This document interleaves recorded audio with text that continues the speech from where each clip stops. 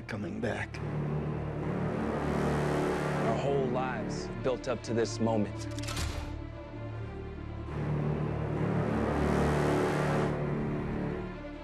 Not going out there to make friends, right? Hold on!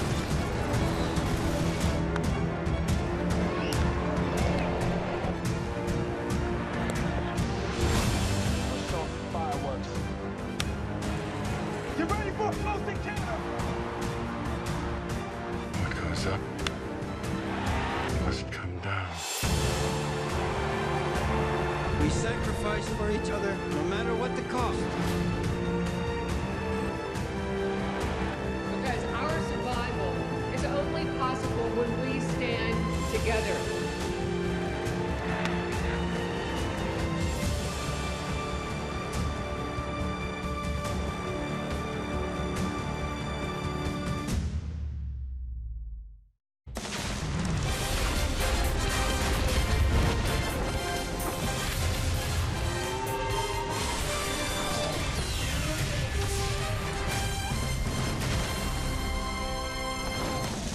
The battle is coming. Independence Day, Resurgence in theaters Friday. And here today, our own matchup on Fox Sports Wisconsin. It's the Brew Crew and the Oakland Athletics from the Oakland Coliseum.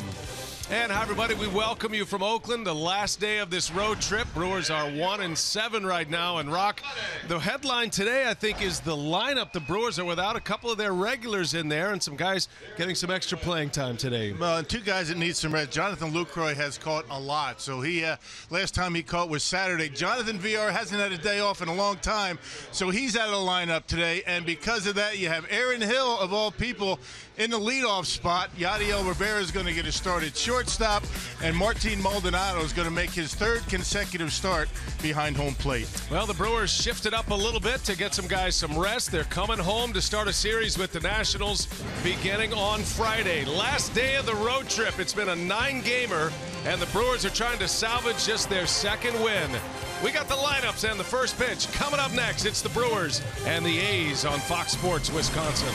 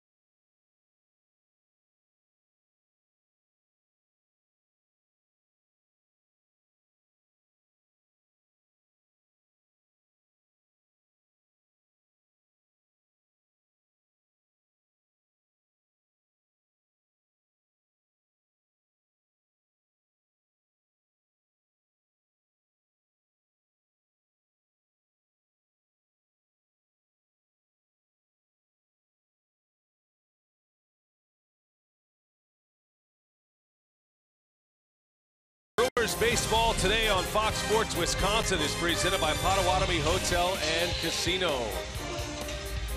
The Oakland Coliseum.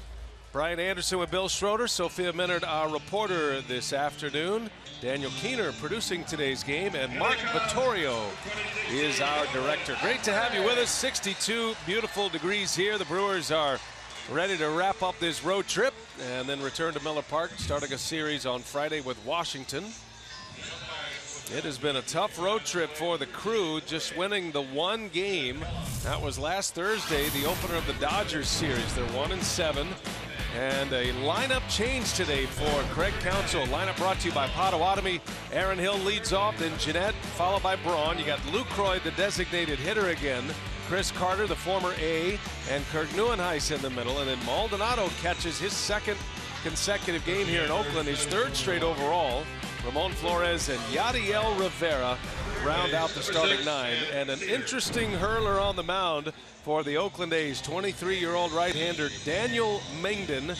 He's got the old school mustache and the old school pitching delivery. Yeah, and the old school deception too. He was in the minor leagues. He got called up on June 11th. He's made 2 starts and 2 pretty good starts for that.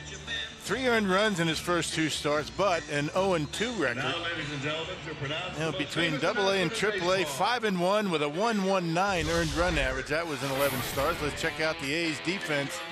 Brought to you by Menards here today. The A's have committed more errors than any team in the American League. Josh Begley making his 20th start. Stephen Vogt gets today off. Chris Burns and Muncy in the outfield. Valencia, Simeon, Lowry, and Yonder Alonso from third to first.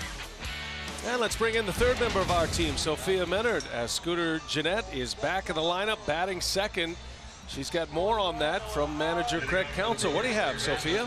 That's right. He's certainly been a bright spot for this team offensively this road trip. 9 hits for him. Of course, the home run against the Dodgers, 4 RBIs as well. But Counsell said that the biggest step for him has been on the defensive end. He feels he's having his best season defensively of his career. And he pointed out, with all the shifting, we've asked him to have some aggressive positioning. He's handled that all really well. He's made the plays. So he feels that's the part of his game that they knew he had room for improvement, and he's done so this year. And good vote of confidence from the Brewer manager, a former big league infielder. Mengden's ready to go. The first pitch of the ball game is in there for a strike, and away we go in Oakland. Jeff Kellogg, the crew chief, will call the balls and strikes today. John Tumpain, Paul Nart, and Alan Porter are the base umpires. 2 interesting starting pitchers today, and 2 guys that aren't by any means household names around Major League Baseball, but a couple of guys at very different ages, very different paths to the major leagues. Junior Guerra's a 31-year-old rookie. Mengden does it with a lot of deception, movement. He's a 23-year-old rookie. A lot of Pacific Rim in that delivery, right? That's right, good call. Guys that pitch over in Japan and over in Korea, you can see a lot of that. The hesitation, the multiple sets on the mound before he gets his delivery toward home plate. So you got to keep an eye on him. And ordinarily with a guy like that, unusual delivery, takes you a couple of at-bats to get used to all that. First time all year Aaron Hill has hit leadoff. Jonathan Villar has been in that spot recently for the last month or so as Hill skies one into right field. Easy enough for Max Muncy, and that's how the afternoon begins in Oakland. A fly ball to right. Well, the delivery for Mengden, as we talked about, it can be a little bit herky-jerky. There's a lot of starts and stops. You think he's coming to the plate right there, but he doesn't. He starts all over again. That's just the way he's able to balance himself before he heads toward home plate. And everybody's different. Got a little Raleigh fingers going and a little Hideo Nomo. Now, these 2 organizations share Raleigh fingers as retired numbers. Had some great years here in Oakland, of course, and certainly made his mark in Milwaukee as well. So it's appropriate that we get Mengden, a Brewer A's matchup with a handlebar mustache. Here's Scooter Jeanette. As Sophia mentioned, he's really come on lately at the plate, and I agree with Craig Counsell's assessment. His defense has gone to another level, and hits that one hard, but right at Simeon. And there is out number 2. Yeah, the Raleigh fingers connection is a good one. And I like the handlebar with the A's. We just saw Raleigh a couple of weeks ago. Yeah. And, you know, we saw Mingden yesterday sitting in the dugout. He didn't have the full handlebar effect going, so you got to go to the wax for that on game day, I suppose. Yeah. Well, there's only one Raleigh fingers. I mean, you can have any handlebar mustache you want, but number 34 here in Oakland and in Milwaukee. Here's Ryan Braun with 2 outs. And he's swinging away at the first pitch. Remember when John Axford had the handlebar thing going for a while in Milwaukee. And Axford now pitching for the Oakland A's. We saw him last night briefly. A 2-pitch outing. Right. Matter of fact, Ryan Braun doubled off Axford. That chased him from the game. A's won last night. Oakland beat the Brewers for the first time this year. It was a 5-3 win. This is the 4th game of the season and the final matchup between these two teams. They played a 2-2 home-and-home interleague series this season. A's were in Milwaukee just a few weeks ago. 5-3 win for the A's last night. There were 23 hits in the game. Both teams stranded a lot of runners on base. And the A's, as a matter of fact, stranded 12. Still managed 5 runs. It was a late comeback for them. As Braun swings and misses, and Daniel Mingden off to a terrific start this afternoon. 3 up and 3 down with a K.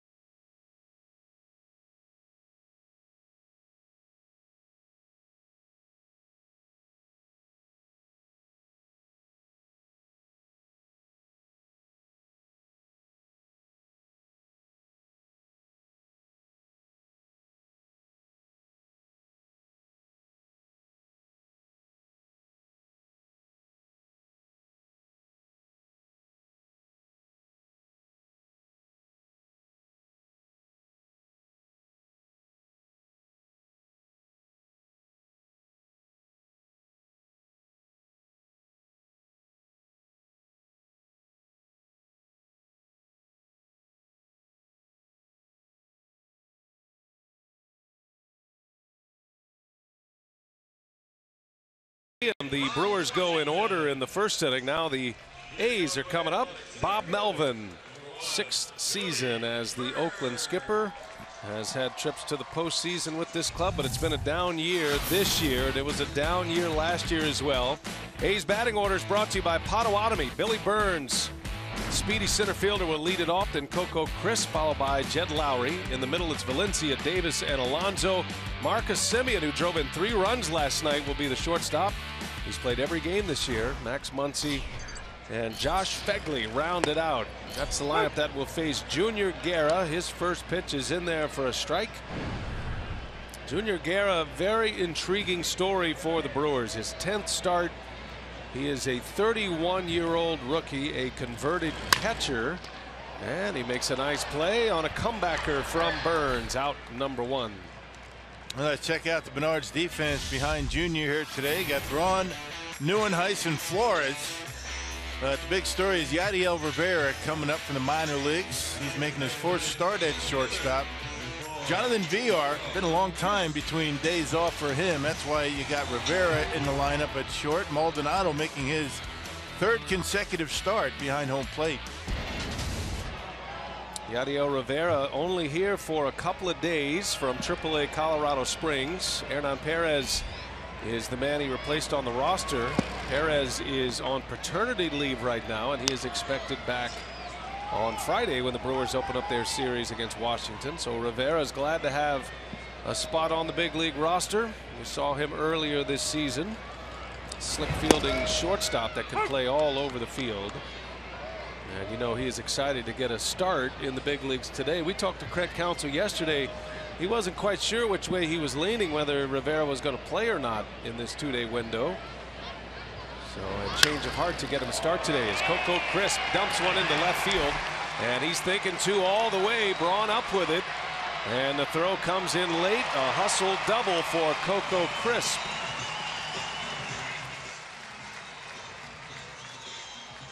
Well, one of the issues that Junior had against the Dodgers was an ineffective split changeup. And there it is right there, up in the strike zone, pretty much over the heart of the plate, and Crisp able to slice it down the left field line.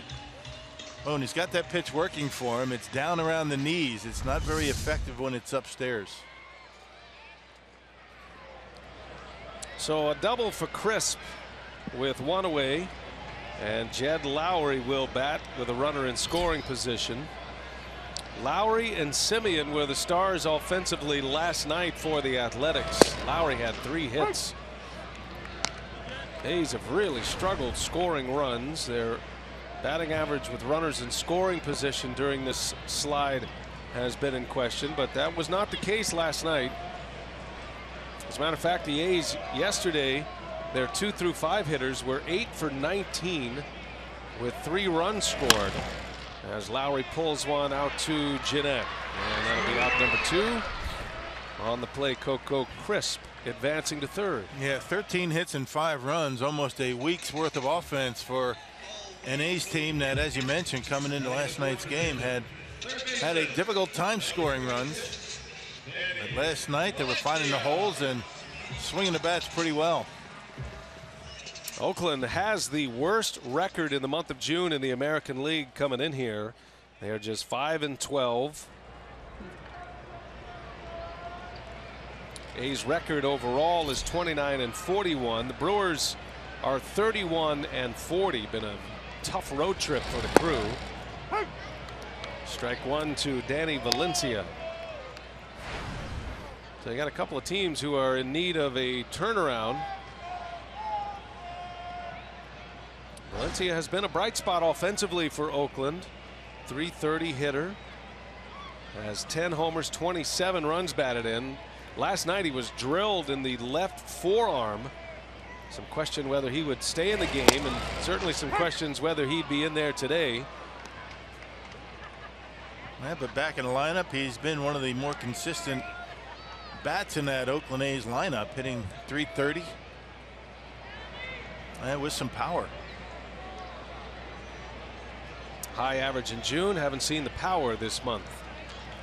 As Valencia posted the first 2. Junior Guerra deals an 0-2.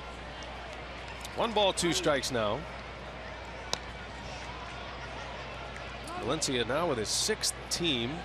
Guerra just getting to the big leagues with the Brewers. He was a reliever with the White Sox last year. First time he'd been in the big leagues as a 30-year-old. Still has rookie status, though. First time he's ever been in a starting rotation in the major leagues. He's been quite a story for the Brewers. And Valencia sends one right center playable. Flores and Neuenhuis are over. Neuenhuis makes the catch. And the first inning is in the books in Oakland. Day baseball today on Fox Sports Wisconsin. We're scoreless.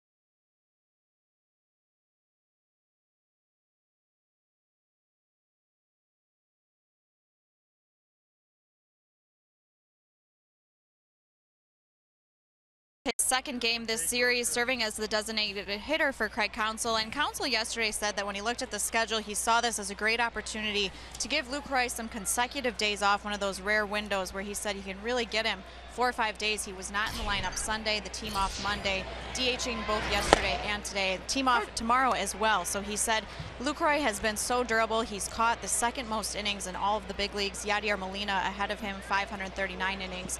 Lucroy in second with 496. So he said this is the opportunity for him to get his legs under him, and they're hopeful that he'll be busy in the middle of July. He said, I don't want to jinx him, but he said he's hopeful that he'll be busy then. Well, there's also the possibility he could make an all-star team. Right now in the fan voting, Lucroy is 5th among National League catchers, but I'm not sure that's true across the board as far as the players and the managers go around Major League Baseball. Lucroy certainly much higher than the 5th best catcher in the National League. You probably put him 3rd right now. I think you still have to go Molina, Posey.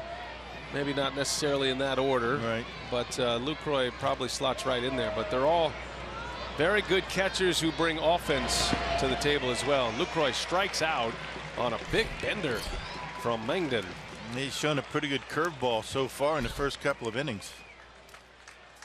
And nothing overpowering, but you know, when he's able to get that pitch down there with 2 strikes, especially if you've never seen him before, you're going to get swings like that, and that one pretty much bouncing around home plate and gets his strikeout. You know, Lucroy last caught on Saturday. That was in Los Angeles, and with the 2 days as a designated hitter and the off days, that'll give him 5 days off his feet. So I think that's the goal for Craig Counsell with Lucroy. Chris Carter with 1 away in the second inning. And Lucroy handles the DH role well also. He hits well in that position. This will be his 3rd game as a DH. He was 1 for 3 last night. And I think Craig Counsell had to answer some questions. Why not Lucroy at first base and let Chris Carter be the designated hitter? And his answer, what Sophia mentioned, I'm trying to get Lucroy off the field. Right. Give him a little break while he's still in the lineup contributing. And playing over at first base is not exactly a mental break, although it's a lot less physically demanding, but he has to put a little bit more emphasis on defense when he's over there. Unfamiliar to him. 1 ball, 2 strikes on Carter, the former Oakland Athletic.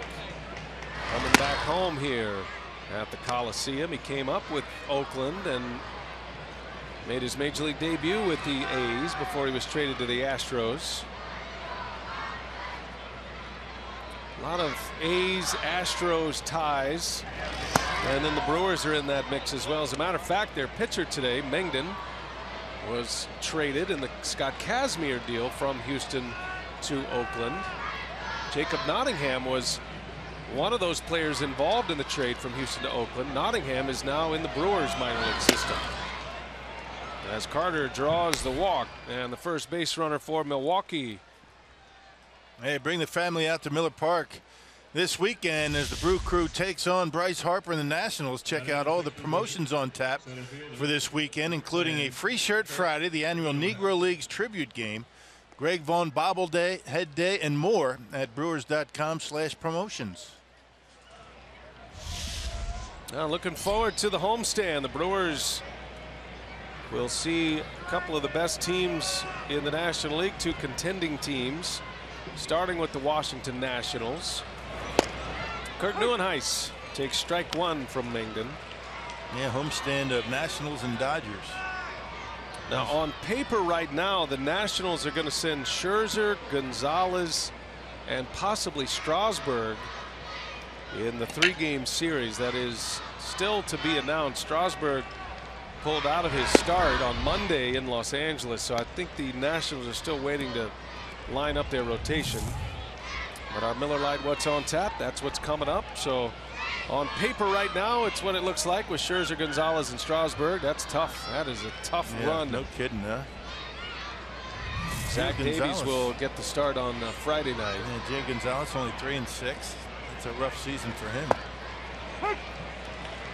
Strike 2 to Neuenhuis. Kirk had a double last night, drove in a run. Comes in at 222.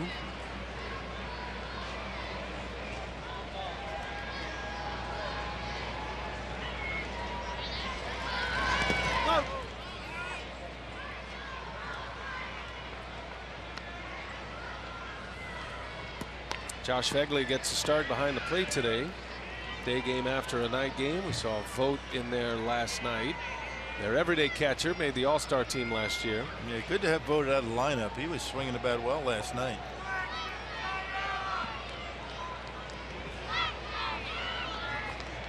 Two and two the count. Chris Carter at first. First blemish of the day for Daniel Mengden. A walk to Carter. And Neuenhuis lines one right to Alonso. He'll step on the bag to end the inning. Like a bullet. But a bad break for Neuenhuis, and it ends up as a double play, and Mengden has 2 scoreless on the board.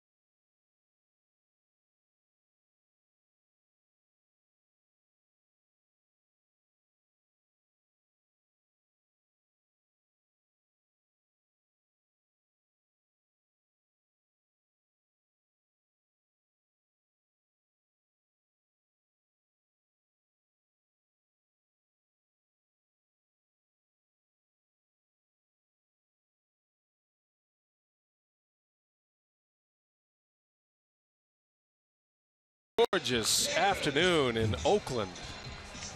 Well, blue skies up above, temperatures in the 60s. Great day for baseball today. And the A's are coming up. Chris Davis, the former Brewer, will lead off for the Athletics. Junior Guerra starts him with strike 1. Davis, Alonso, and Simeon. Good to see Chris swinging the bat well. Leads this club in home runs and RBIs. 16 homers this season, top 10 in the American League. He's just outside the top 10 in RBIs as well. Brewers trading Davis to the A's this offseason for 2 minor leaguers. Little tapper to the mound. Guerra will make the play, and there's out number 1. Say, Brewers fans, if you can't catch the games on television, you can stream them live on your mobile device. The all-new Fox Sports Go app. Download the app, take Fox Sports Wisconsin and Brewers baseball with you wherever you go. One out for Yonder Alonso. He had to make a quick reaction holding the runner as Kirk Neuenhuis hit a bullet right at him. Ended up as a double play. Tough break for Neuenhuis. I'm not sure Carter's going to be able to score on that. He's not a fast runner by any stretch, but certainly an extra base hit for Neuenhuis. Yeah, you never know what happens down in that corner.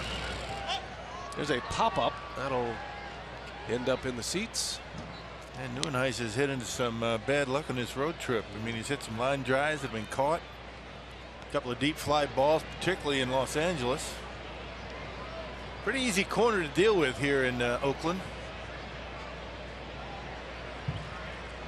Tell you what, you like Kirk Neuenhuis's disposition. Same guy every day. There's a swing at him as Guerra strikes out Alonso. Got him to chase one. And his first punch out of the day. Got good fastball today. I mean, not talking just velocity, but putting it right where Maldonado wanted it. You can see that target up high, and he put it right exactly where Maldonado was placing that glove and got his strikeout. 2 quick outs for Guerra. And here is Marcus Semien. This is a guy that's emerging quickly as well, Semien. He's been under the tutelage defensively of Ron Washington, the former Rangers manager, is back here in Oakland as a coach. And Semien's errors are way down. Shows good range. There's Wash. And his project at the plate. And Semien starting to hit. He's been extremely durable. He's got some power. 12 home runs this season. Yeah, a couple of big hits last night with 2 outs. Had 3 RBIs. Now the first hit he had with 2 outs came with 2 strikes. Looked like the Brewers were going to be able to get out of the inning. Totally changed the game late yesterday. Semien had 3 runs batted in on 3 hits. 3 out of 4 last night. The Brewers had a lead, a 2-1 lead going into the bottom of the 6th inning, and then the A's tied it and then scored 3 runs in the 7th. As Semien strikes out, Maldonado secures it at first. And a nice tidy inning for Junior Guerra. 3 up, 3 down with a couple of Ks.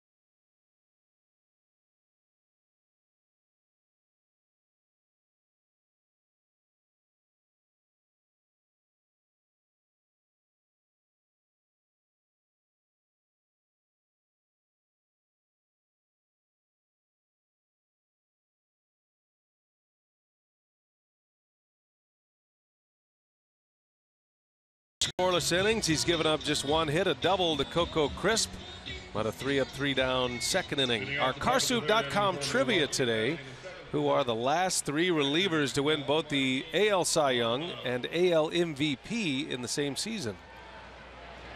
Good question. Might be an Oakland A's tie to that one. First man up is Maldonado. First ball swinging. He fouls it back. The Brewers catcher again today. His 3rd consecutive start. It's been a long time since Maldonado made 3 straight starts with Lucroy healthy. Right. Yeah. Lucroy's in there as the designated hitter once again today.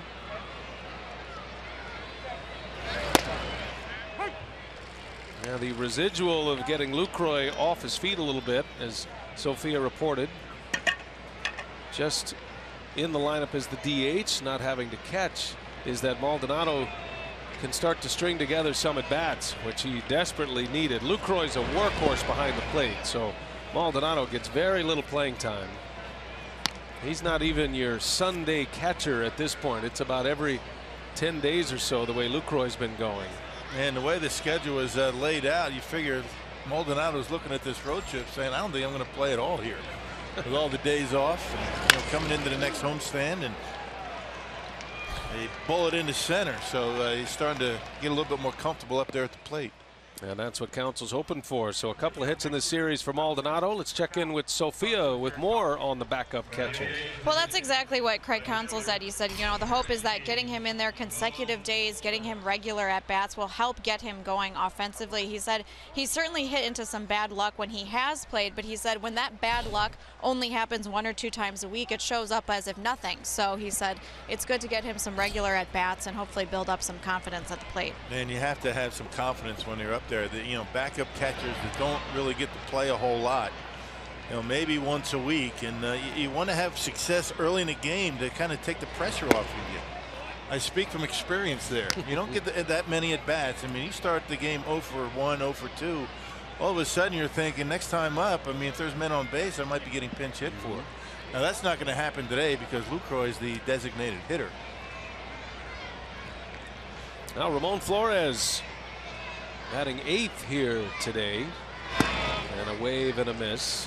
One thing about Maldonado as well, when the Brewers are in the roster makeup that they are in right now with 8 relievers and 4 bench players, and I'm talking mostly in a National League setting where you're using bench players a lot, Maldonado, it's a pretty good bet, is going to get an at-bat in a pinch hit role most days when you only have a 4-man bench. You try to avoid that. You try to have your backup catcher be the last guy you use, but Counsell knows it's important. He's not going to be a 300 hitter, but he needs Maldonado to at least have some hacks to get some continuity so he can use him in a key spot. Yeah, and plus your backup catcher is usually the last guy that you use because you want to save him.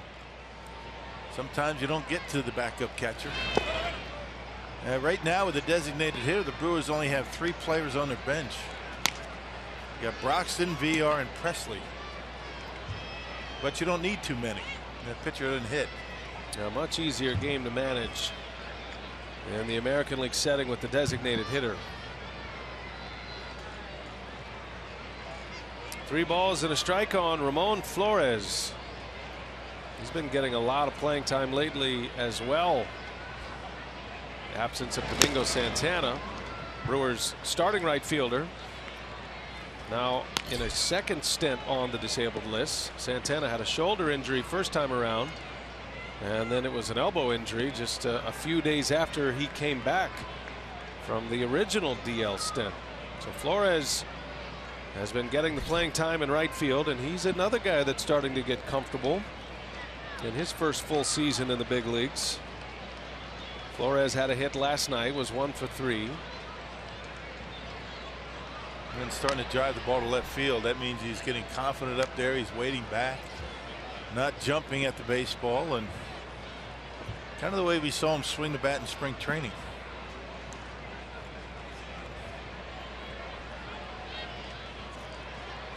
Lead runner on, a leadoff single by Maldonado. And Flores spoils 1 foul. So important for these young players to get some consistent playing time to stay sharp. How many times have we seen in spring training a guy playing every day? Yadiel Rivera is a perfect example. I mean, swinging the bat well, driving it, hitting over 300. Then the season starts, they don't play much, and they lose their edge. They lose that confidence up the plate. Rivera due next. He's in the 9 spot today.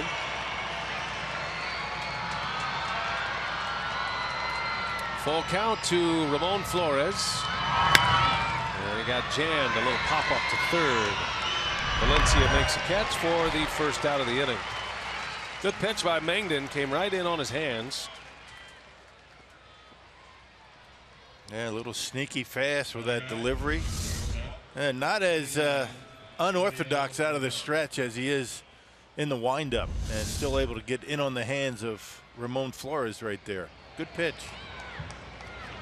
Mangden played his college ball at Texas A&M, and that's where he started to develop some of the quirkiness as a starting pitcher, at least from the windup. Yadiel Rivera for the Brewers with 1 out in the 3rd. A bonus big league at bat for him today. Bonus big league start. Hernan Perez left the ball club. Birth of his second child. He's in Chicago now.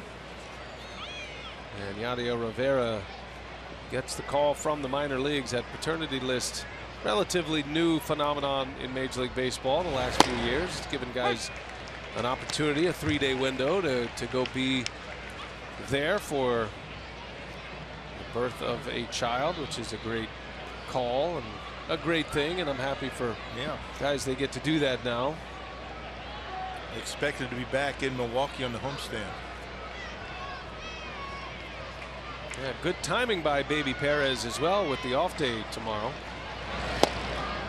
And Hernan is in Chicago, so an easy drive up 94 to rejoin the team. He'll have lots of extra time. So in the meantime, Yadier Rivera gets a trip to the big leagues. There's no doubt about Rivera's defensive talents. He's as good as any shortstop in the big leagues right now.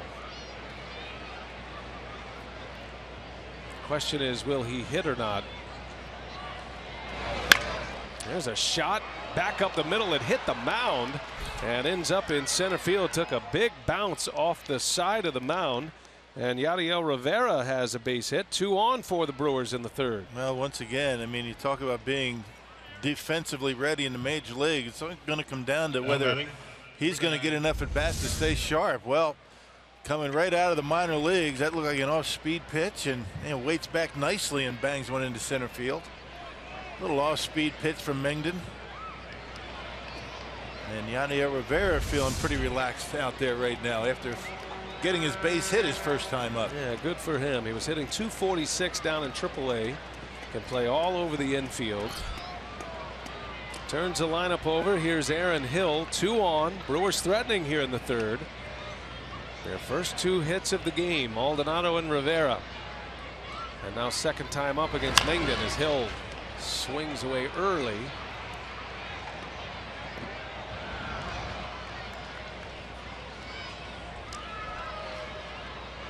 A lot of Brewers fans in the ballpark today. Good to see them here. Brewers started this road trip on the other side of the bay in San Francisco, a 3-game series there, and then went down to Los Angeles for 4 and back to the bay for 2 against Oakland. 9-game 10-day road trip coming to an end this afternoon.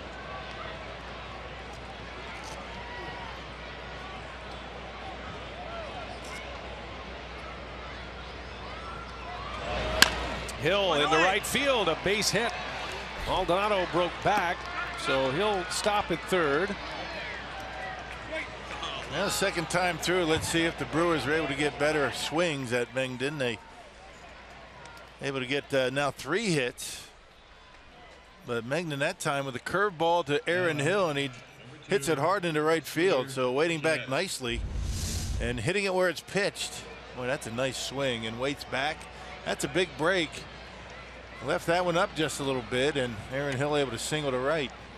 Bases loaded for the Brewers now. 3 singles in the inning.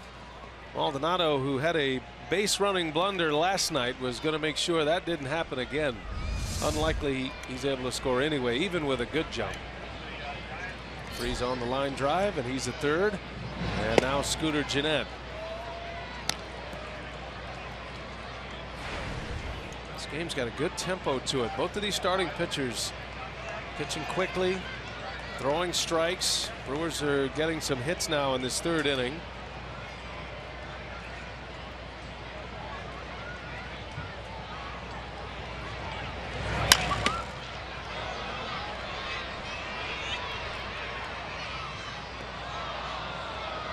That was not the story last night. It was a slow moving game. There's a lot of just pausing, I think, was pausing between pitches. Uncertainty. Pausing between at-bats, yeah. There was a struggle for Jimmy Nelson last night. He went 5 innings. The line score doesn't look all that bad. 5 innings, 1 run, but not his best. He had a lot of traffic on behind him, especially in the first couple of innings. 1-1 to Jeanette. Fastball misses. 2-1. Now when you got guys out there throwing strikes, pounding the strike zone, you're going to get a good pace to your game. More times than not.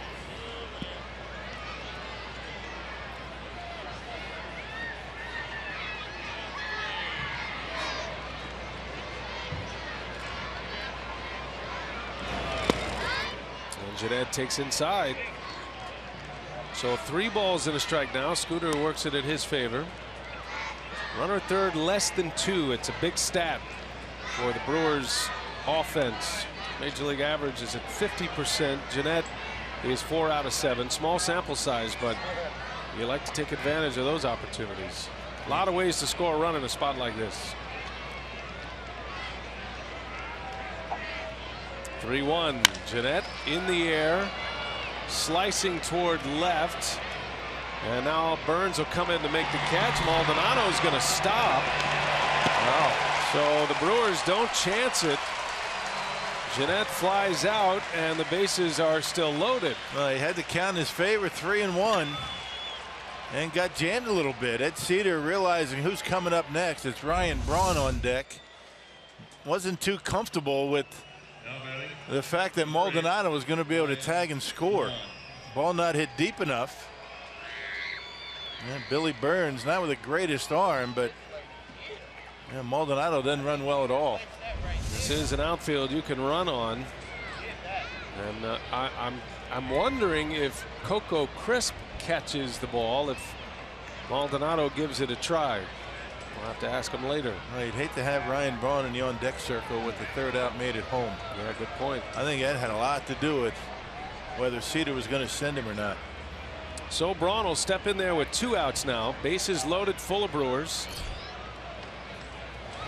And Braun hacking at the first pitch again. Changeup. He's thrown a lot of changeups here in this inning. In a game, for that matter.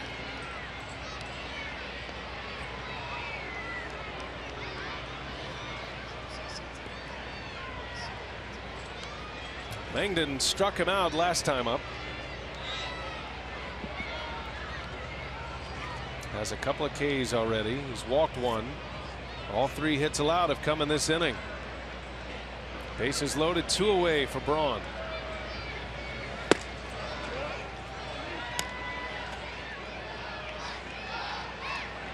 Ryan's having a terrific season. Comes in batting .319. Braun had 2 hits yesterday.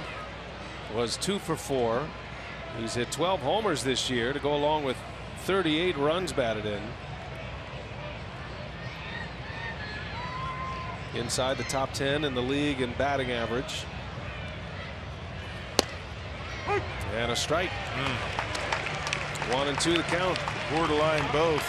Jeff Kellogg gave him the call, but it looked like it was a strike.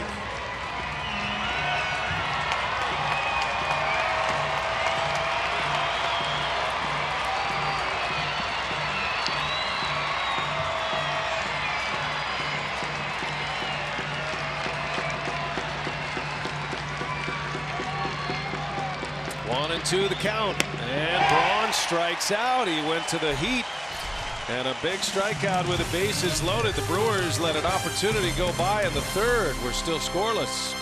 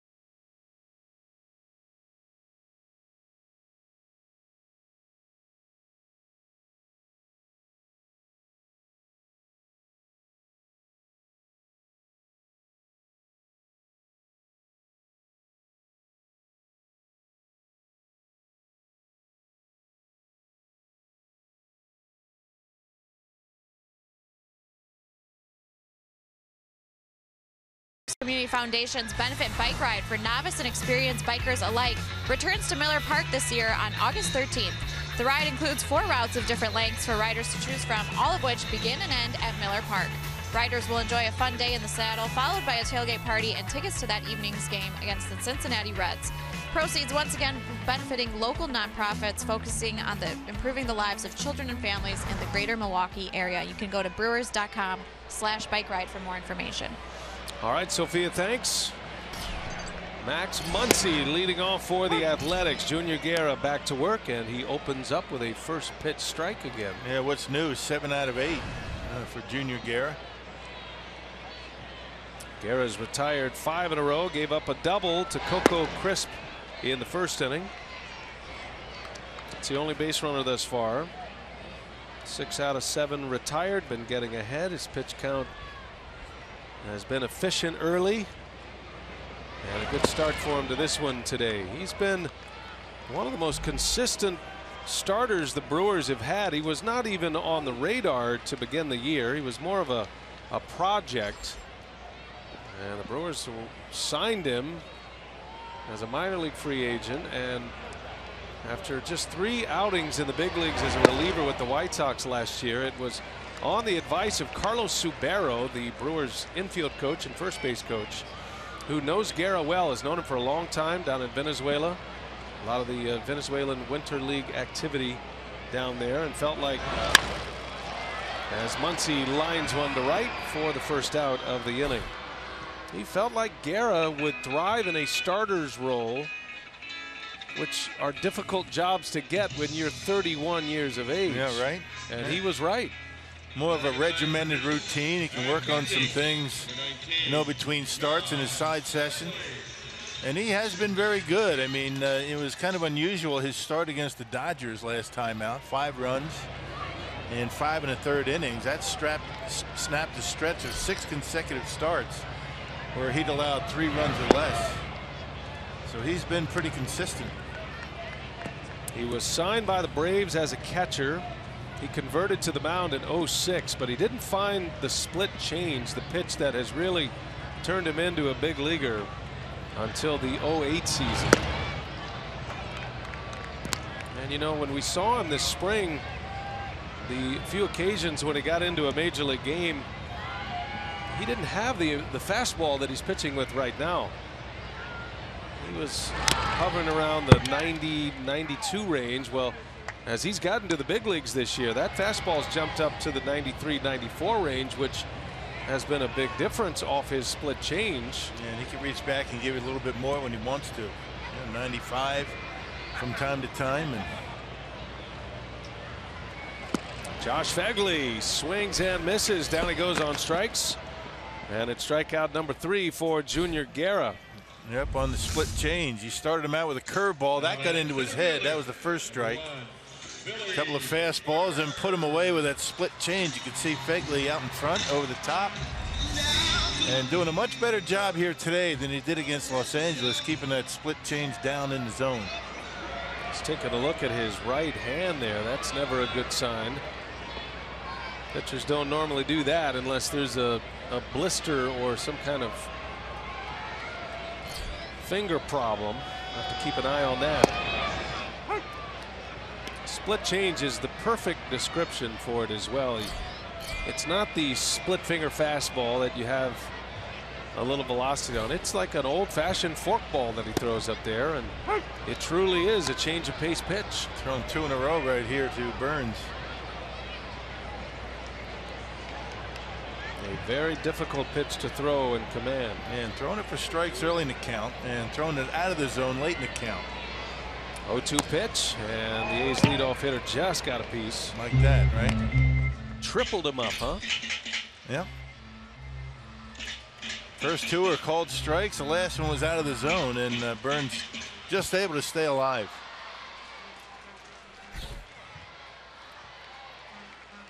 Maldonado wants it upstairs. The 0-2, and a fastball misses. Burns didn't bite on it. Guerra thinks like a catcher. He's got the game plan part of the game down because of those years behind the plate. And there's a called strike 3. Surprised him with a fastball. And Junior Guerra has retired 8 straight back-to-back Ks in the 3rd.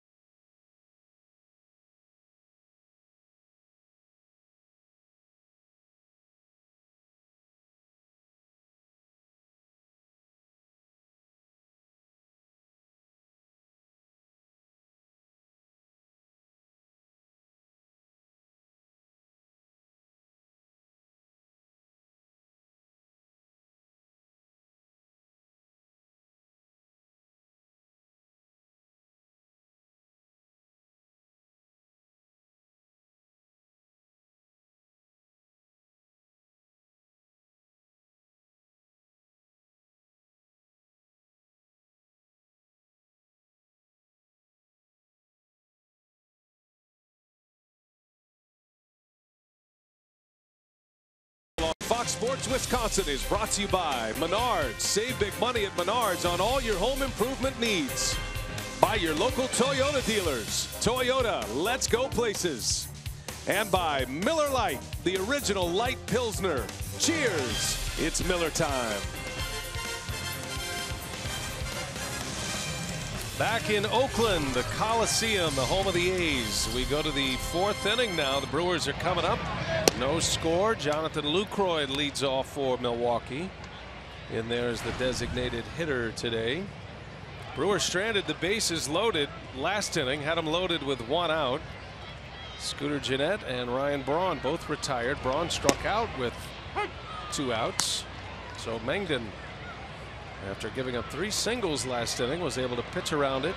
2 pitchers that are not household names by any stretch of the imagination, and yet both have been impressive in their early starts in the big leagues. Mengden's only 23 years of age. And before this year, never pitched higher than A-ball. So 2 levels of the minor leagues with the A's this year, AA, AAA. And really pitched well in 11 starts combined, 5-1, a 1.19 earned run average. Not bad. Got that hesitation move in his windup. Lucroy chases one. A strikeout for Mengden. He has punched out Braun and Lucroy 4 times, twice apiece today. Yeah, got Lucroy on a high fastball. Hey, you've got only about a week left to help select the starters for the 2016 MLB All-Star Game presented by MasterCard. Go to brewers.com/vote and fill out your Esurance All-Star Game ballot full of Brewers to send your hometown stars to San Diego this July. I was talking to Ryan Braun about the All-Star Game this year. Right now he's 5th in the voting in the National League among outfielders. As Carter rolls one, the shift is on. That's Simeon over there. And 2 quick outs for Mengden in the 4th. Braun said he is hoping he gets a chance to play in the All-Star Game. His numbers are All-Star worthy. But you think about the All-Star Game in San Diego, and it's such a special spot for Ryan Braun. Not only is it close to his hometown of Granada Hills in the LA area, so it's an easy drive for him, but it's also the place where he made his major league debut. Way back in 2007, Ryan Braun made his debut in late May with the Brewers that year, and even though he was in the minor leagues the first 6+ weeks of the major league schedule, he still won Rookie of the Year that year over Troy Tulowitzki. Hard to believe it's been 10 years with the Brewers. Goodness. Time flies, doesn't it? Yeah, it does. And yet here's Daniel Mengden in his first season in the big leagues. I'm sure he'll be saying the same thing in 10 years.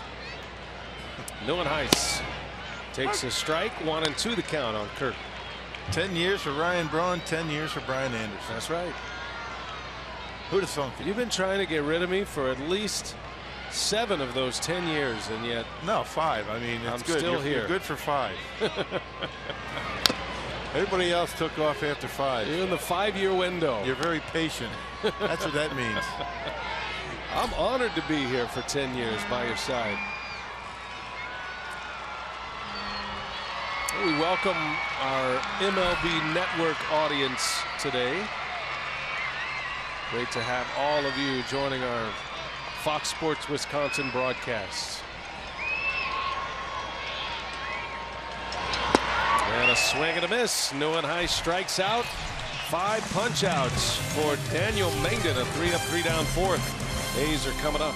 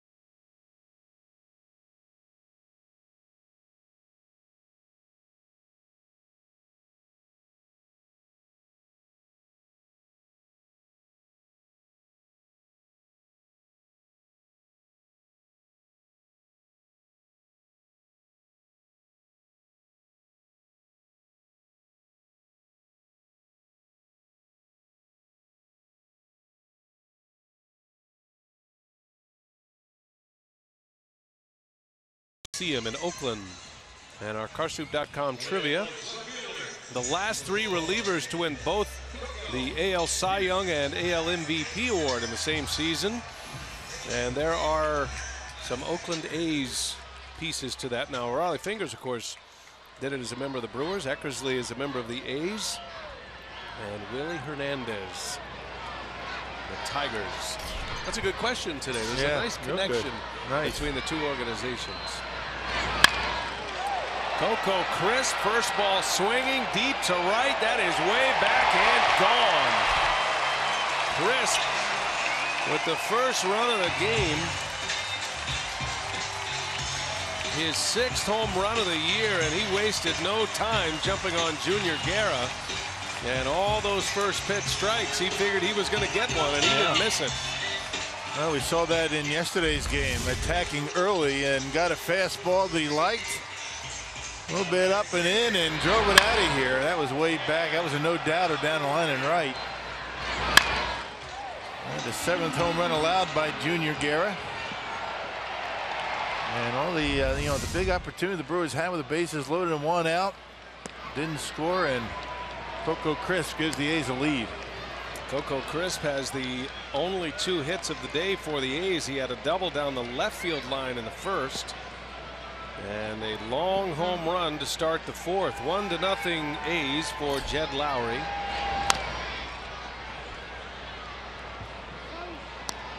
When you have pitchers who are new to the big leagues and there's not a lot of familiarity, it's that second time through the order. That's when you determine what kind of start they're going to have typically. Guys are trying to size them up, get to see all their pitches. Guys talking on the dugout about what did he throw you, what was the count, what did he give you. And realizing that, Junior Guerra, as you mentioned, he's throwing a lot of first pitch strikes, and most of them are fastballs, and didn't waste it. Ground ball to short. Yadiel Rivera makes a play for the first out of the inning. Guerra coming into this inning had only thrown 36 pitches, 26 of those for strikes. That second time through the batting order has been the theme for him. His overall numbers are good. Now, it's common to see a low batting average third time through. That means you're pitching well if you get to the point where you're facing a lineup for the third time. Yep, and overall a .231 opponent batting average coming into play today, which is very good. Here's Danny Valencia now with one away, and he did go a swing. Valencia is one of those guys that thinks swing first, take if you can. It's part of the reason why he got hit yesterday. Got hit in the forearm as he dives out over the plate. There's just so many moving parts there. It's tough to get everything stopped, and he's wide open when he takes a pitch. Yeah, and you know what? It's working for him. He's hitting around 330. And talking to the folks around this ball club, they say it's a pretty good 330. Not a lot of cheapies in there. He's swinging the bat well. But everything has to be working pretty well when you have a swing like that. That's what you're talking about. Opening up. That pitch up and in and got him around the wrist area on the forearm. Well, that could have easily broken a bone. Good to see him back in the lineup today.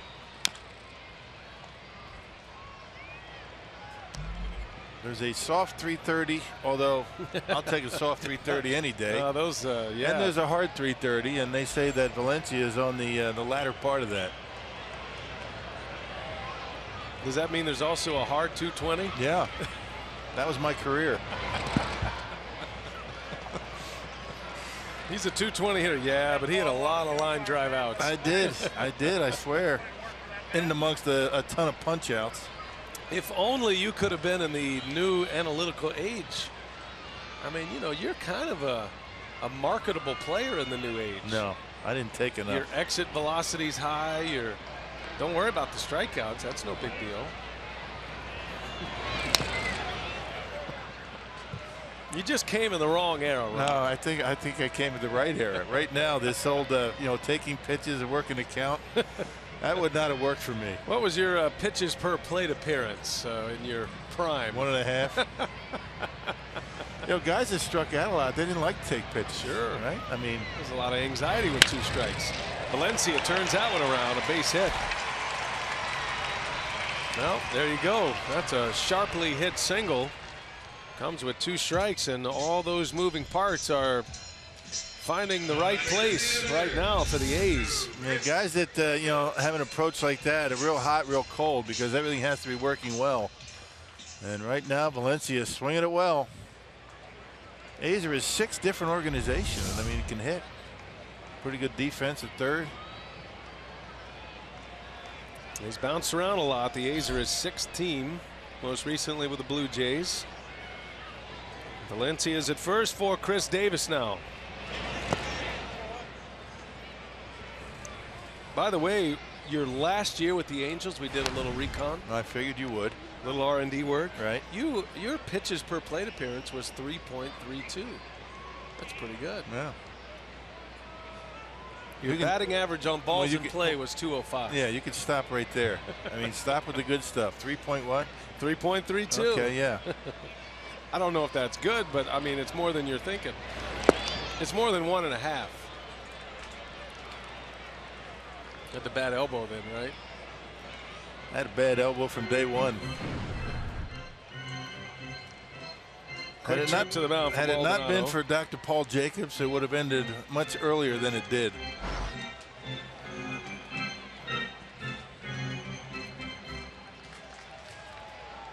I remember coming in here playing. A's were good.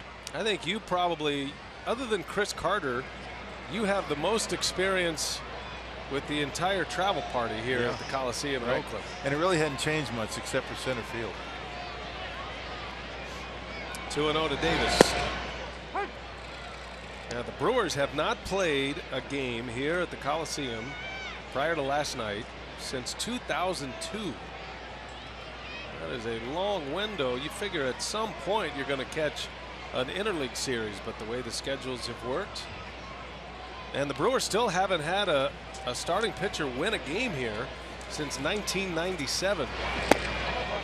And Guerra finds himself behind 1-0 in the fourth.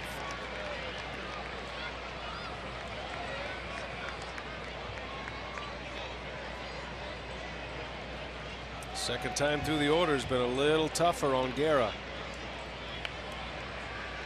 1 out, 2 on, or rather 1 on with 1 in, 2 hits in the inning. And the dangerous power hitter Chris Davis at the plate. A mighty hack.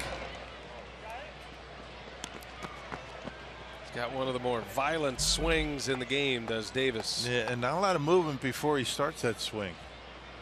Very quick hands. He's always been very good on the inner half of the plate. The Chris Army.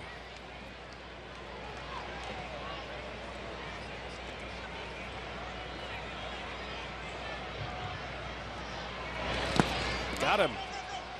So Davis chases one, and a strikeout for Guerra, his 5th of the game.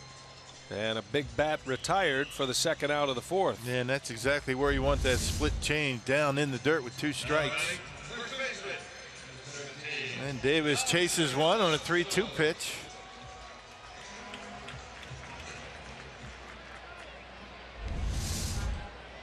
And that is the modern era's 2-strike approach right there.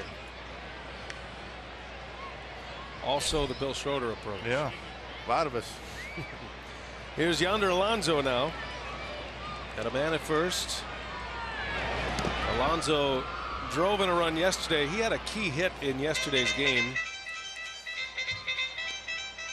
Brewers looked like they were going to be able to get out of an inning.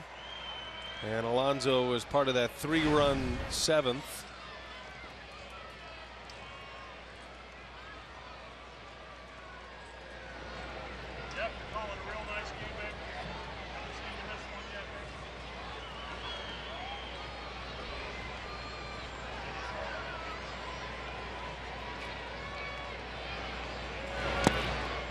Brewers have a shift on for Alonso. They've got Scooter Gennett back in the grass, and Alonso hit one right at Gennett yesterday.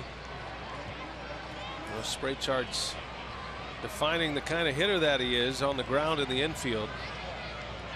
Pretty much straight away in the outfield though for Alonso. And not expecting him to bunt with 2 outs. Yeah, Aaron Hill over by where shortstop is. And looky here. A one-hopper right at Gennett. The spray charts never lie. Inning is over, but Coco Crisp delivers a leadoff home run in the 4th to give the A's the first point on the board.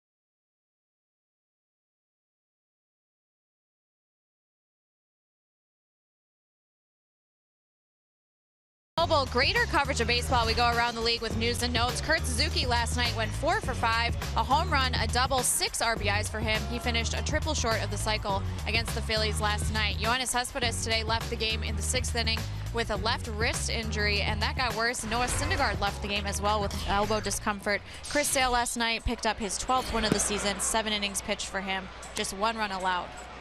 That is interesting, Sophia, with the Mets. I saw that note on Syndergaard. So they've had Bartolo Colon with a short start, Syndergaard with a short start. Remember, they switched all that up to try to get Syndergaard to face the Nationals. And tough times there. I'll tell you, Noah Syndergaard, he pitched against the Brewers a few weeks ago, was as good as we have seen in a while. He struck out 12 in 7 innings, and he was throwing 99 miles an hour in that 7th inning. Yeah, cruising speed, what was it, about 97, 98, right? I mean, just about every pitch, slider at about 89, 90. That's a tough break for the Mets. Yeah, injuries are going to happen, but when it comes to your starting rotation, and that is the strength of that Mets ball club, that's going to hurt. Maldonado will start it for the Crew. He led off the 3rd inning with a single. And in that inning, the Brewers had 3 hits. They stranded the bases loaded with 1 out. There's a bunt. Maldonado is a good bunter. He'll try one of those every now and then. The sneak attack. And when that third baseman's playing way behind the bag and drops it down nicely, he can beat it out. But it's got to be a pretty good bunt for Maldi to beat it out. Valencia is not biting, though. 2-2 the count. Mangden with 4 scoreless. And his offense giving him a run, which has been rare for Mangden in his previous 2 starts. Coco Crisp with a home run to start the 4th inning. Mangden had only gotten 2 runs of support in his first 2 games. Right. Lost 2-1 and 5-1. His last start was right here in Oakland. That was against the Rangers. That was the day Colby Lewis had a perfect game and then a no-hitter into the 9th. Mangden was on the other end of that. Gave up 2 runs in the 7th inning.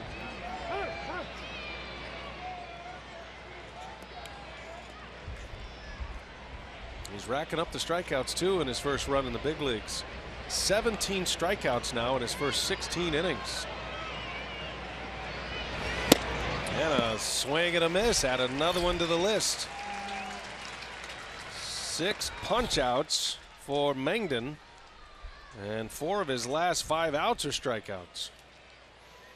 Well, nobody sees sports quite the way Colin Cowherd and Jason Whitlock do. Says right here, the brains to know and the guts to say. Catch Colin and Jason on FS1's new daily sports talk show, Speak for Yourself, weekdays at 5 p.m. Central.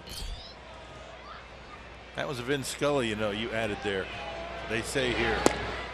Oh, really? Yeah. Vin does that. I didn't know that. But anything Vin does, I'm good with. Yeah. 0-1 to Flores. A little bit low. It was great seeing him, wasn't it? Oh my gosh. What a great time we had in Los Angeles.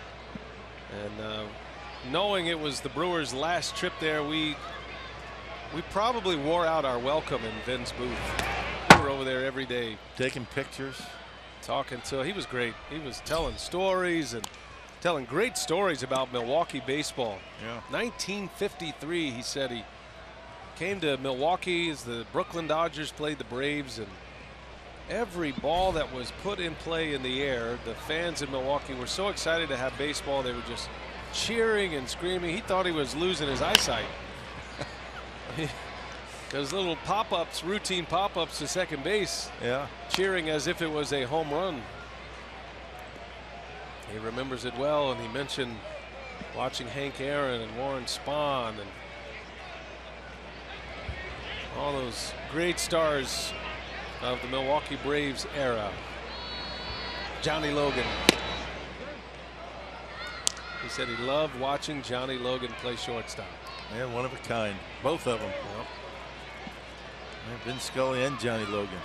Ben's in his last year, 67th season with the Dodgers. The greatest that ever lived. Fly ball into deep left center field. Flores is going to send that one off the wall. And Ramon Flores into second base with a double. And now on his way to third as the throw gets away. So a bad throw coming in. That could be big. It puts a runner at third base with only one out. Scored a double and an error. Yeah, just firing it into the infield, and nobody able to grab it. And Flores heads up base running after his double off the wall here. That's what we were talking about his first time up. He's starting to drive the ball to left. Chris gets rid of it quickly, but airmails it, nobody there, and Flores heads up, able to get to third. So another error for the A's. They've committed more errors than any team in the American League. It's almost like Chris threw a giant slider into the cutoff man. That ball was moving away from the shortstop, Simeon. Now runner at third. And here is Yadiel Rivera, who had a single back up the middle his first time up. Big spot for the Brewers to tie it here. A's are bringing their infield in. How about that in the fifth inning? Opens up some holes for Rivera. And taking a chance with the number 9 hitter up there. Trying to cut off that run at third base. Langdon has been pretty good with the strikeouts today. Well, you know he's looking for one here. Langdon with 6 strikeouts. Opened up this inning with a strikeout of Maldonado. Flores will be ready to run. There's not a lot of room behind home plate. Back to the screen. There is a lot of foul territory here, but that's one area you can get a bounce back. That's a bunt, and it's back to the mound. It's bobbled, and coming in to score is Flores. Oh, Mangden had it. Yeah, tried to be a little bit too quick with the transfer, and all you had to do is take it easy and flip it on to Fegley. It would have had the out easily at home plate. Check it out. That's a safety squeeze, and I would imagine that Flores was thinking twice about taking off after he saw where that ball was bunted. That'll be an RBI. Number 9. I guess a sacrifice. No error on the play, right? Right, sacrifice, fielder's choice. And Mangden just looked up thinking that he'd catch it and apply the tag and get an easy out, and forgot to grab the baseball. Flores was kind of in no man's land there. But the Brewers tie it up on the Rivera bunt. Back to the top of the order now, and Aaron Hill. Yeah, that's a break. So, you know, shoddy defense for the A's. It's been a problem for them all season.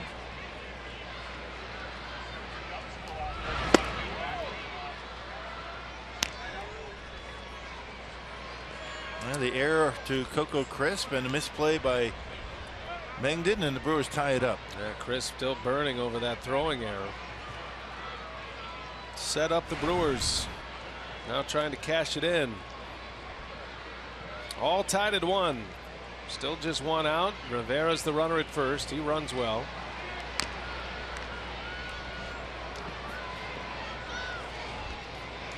Hill in the leadoff spot for the first time of the season today. Jonathan Villar, the regular leadoff hitter and the shortstop, getting his first day off since May 7th. Yeah, 41 straight games for Villar. So he gets today off, and he gets tomorrow. It's a team day off.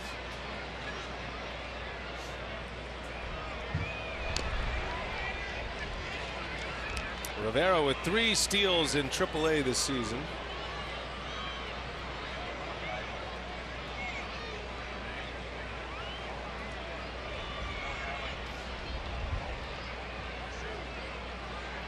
Mangden keeping a close eye on him.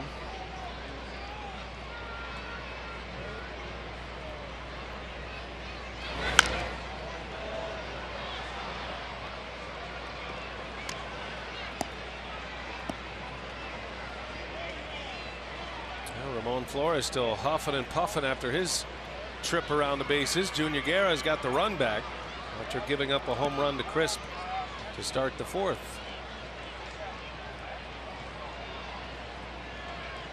1 ball, 1 strike on Hill. And a close play at first. Yonder Alonso thinks they got him. He's calling on his bench to take a look at that on video. Let's see. Yeah, a little bit late getting back, and look at Alonso.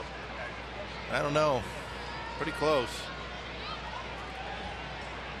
Using all that 6'3" frame is Yadiel Rivera. Just barely able to get back. I'm not sure there's enough to challenge that call. It's Mark Kotze, the bench coach, on the phone, and they're going to go ahead and take a look at it. Okay. So Bob Melvin asked the umpires to give it a peek. A manager challenge, and the crew chief Jeff Kellogg will jump on the headsets back to Secaucus, or rather to Chelsea. I think they caught Rivera flat-footed just a bit. The ball beats him, but where's the tag made? I'm not sure you can tell exactly when the tag is applied on that angle and when the hand hits the bag. Maybe on this one. Yeah, too close. Quick review there. Umpire crew in Chelsea, New York at the replay center. They're hawking this game, and that was a quick resolution. Interesting challenge there, huh? Yeah, just in case. You know, I think a lot of managers, if you start to get into the 5th, 6th inning, they go ahead and challenge these plays because they feel like once you get to the 7th, any close play is going to go to an umpire challenge, an umpire review. And so Melvin took the chance. Goes in the Brewers' favor. Call stands. And now Bob Melvin will just hope that there's not a play that he knows could be overturned, because he's not going to get a challenge out of it, at least until the 7th inning. Most close calls, once you get to the 7th, umpires are going to take a look at. So it's really a 6-inning challenge system is what it is. Or at least the managers have the ability to ask the umpires to take a look at it. That was the 12 challenges all for the A's. That's the 2nd fewest in the majors. The Yankees only 10. It's good challenge research right there, partner. It's in the notes. Well done.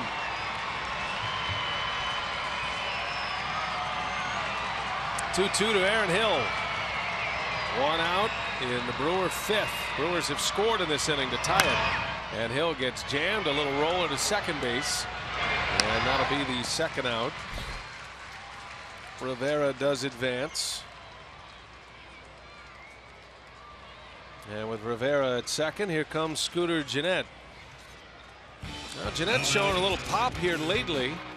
Sunday, Dodger Stadium. The little guy goes where the big boys hit him. Opposite field, left center off Maeda.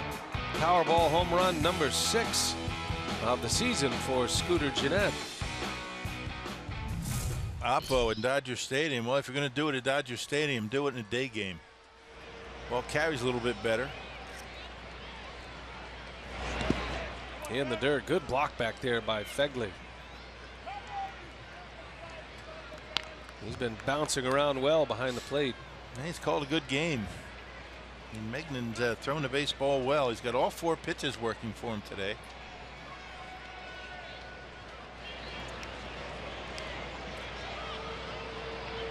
Gennett trying to deliver a big hit with 2 outs. Scooter hitting .256 with runners in scoring position this year. And he takes one off the plate. So far today, the Brewers are 1 for 3 with runners in scoring position. That one hit did not score a run. In the series, 4 for 13 thus far. Had a tough time getting runs in yesterday. Could have stretched the lead on a couple of occasions yesterday. Gennett in the air, deep left center field. Crisp is on the run at the wall, and it is up and out of here. Scooter Gennett with some unexpected pop. Oh boy. His 7th home run of the year, a 2-run blast. And the Brewers have a 3-1 lead. Boy, who saw that coming? Yeah, I'll tell you. I mean, he just showed it at Dodger Stadium, a day game. And day game here at Oakland, the ball is going to travel a little bit better. But, you know, Scooter puts a charge into this one. You know, the way Coco Crisp went after it, looked like he was going to be able to run it down, but just kept going. And Scooter thought it might have had a chance and just able to sneak over that wall at the 362 mark. Scooter Gennett putting on the power display. It's been a 3-run inning for the Brewers. Hey, Sophia reported earlier in her discussion with Craig Counsell about Gennett. He's raving about his defense, but once Gennett kind of got the defensive part of it settled in, he's playing his best year defensively, according to Counsell. Who would know, a former big league infielder. Once that's been settled in place, his offense has really come on. As Braun shoots one to right, a base hit. Was reached out and serves one to the opposite field. Braun, who had struck out his first 2 at-bats with his first hit of the day. Yeah, got a breaking ball down and away, and that's Ryan Braun's hot zone. He likes to get that bat extended, and not too many better at doing this, getting on top of that pitch away and hitting it hard on the ground or lining it into right field.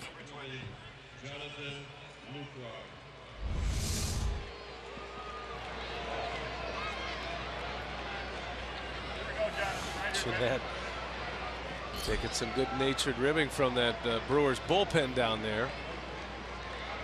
Here's Lucroy inside for a ball. You know, talking to Scooter about his slow start after coming off the DL, he said that, you know, that oblique injury wasn't 100% when he came back. It was minimum time on the disabled list. He did it in Chicago on a cold day, and he came off and it wasn't 100% right, so it took him a little bit of time to get hot again like he was to start the season. Yeah, 2.5 weeks on the disabled list. End of April, beginning of May. Went down on the minor league rehab assignment and you know, swing the bat pretty well.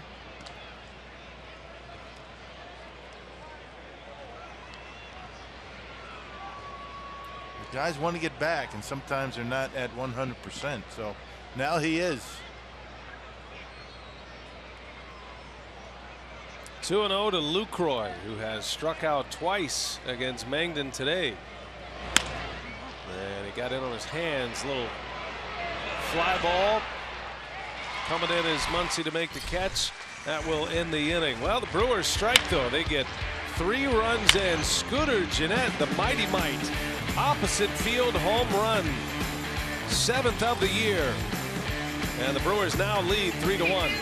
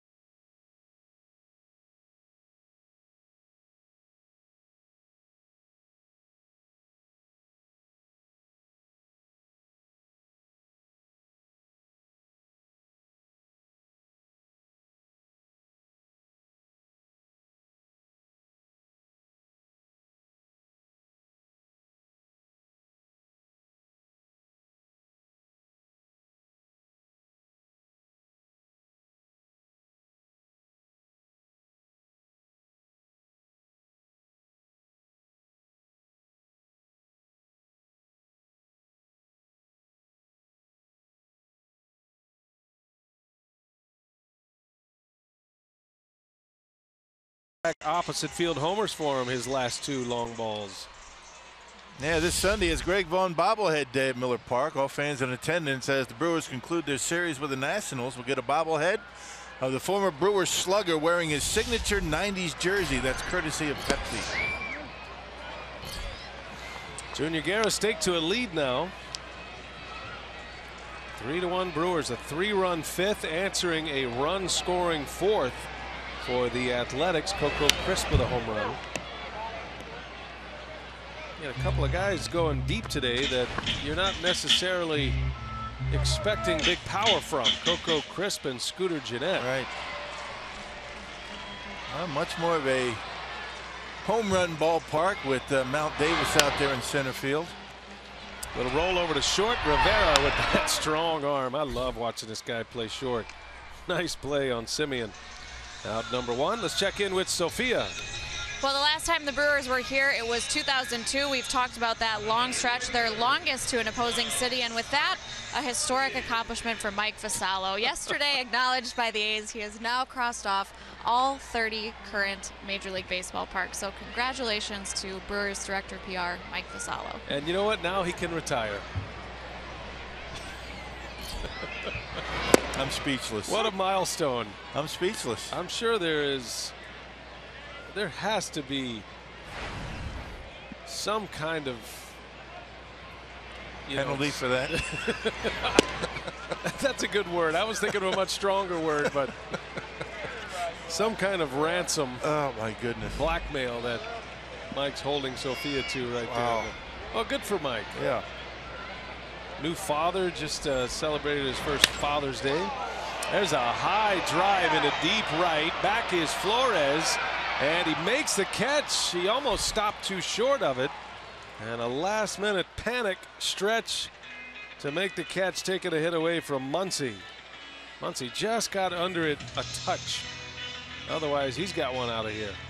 Now batting the catcher, number 19. Yep, just a little bit off the end of the bat, or Muncy would have had a home run. It carried a little bit. I'm not sure if Flores knew exactly where he was on the warning track. He had a little bit of room right in the palm. Able to hold on to it with the bare hand. I'm still stunned at that report.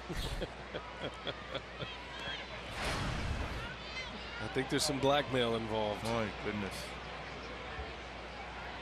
Well, at least we'll get a post-game interview today if the Brewers win. That was probably the ransom. Maybe the interview should be with Mike and talk about, some of his favorite ballparks. That would be great. You've been to every ballpark. I have.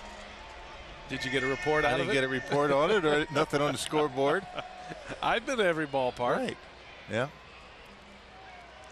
I've been to ballparks that are no longer around. Right. You've been to every ballpark plus. Yeah. That's called EB plus in the analytics world. It's like OPS plus, but with ballparks. Yeah. Old Tiger Stadium. Comiskey. Olympic Stadium in Montreal. Right. Old Comiskey. All the ballparks you're talking about start with the name old on it. Right. Exhibition Stadium in Toronto. Sportsman's Park. No. Ebbets Field. Polo. Oh, you didn't go there. No, I didn't go there. Not that old. I look it, but I'm not. Vin Scully's been to every ballpark. Yeah. I don't remember a report on that. Now that would have been a report. As Fegley strikes out. And not happy about it.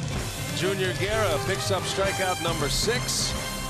Good shutdown inning for Guerra.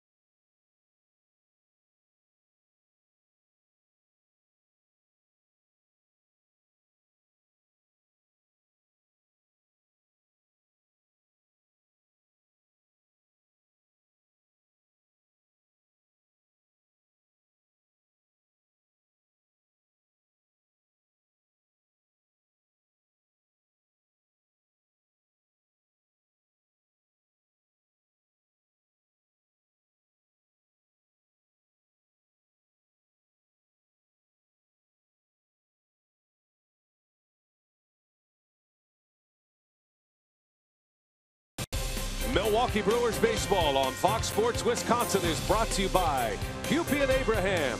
1-800-800-5678. Hupy and Abraham. Tell them you mean business. Alcatraz. That's a good spot for Mike Vasallo. That's where you should go after that. All right, here we go to the Brewer half of the 6th inning. Daniel Mengden back to work, giving up 3 runs in the 5th. The Brewers get 3 runs on 3 hits. There was a couple of misplays in that inning by the A's that opened the door. Scooter Gennett with a 2-run home run. So Carter leads it off. Carter walked in the 2nd. He bounced to short in the 4th.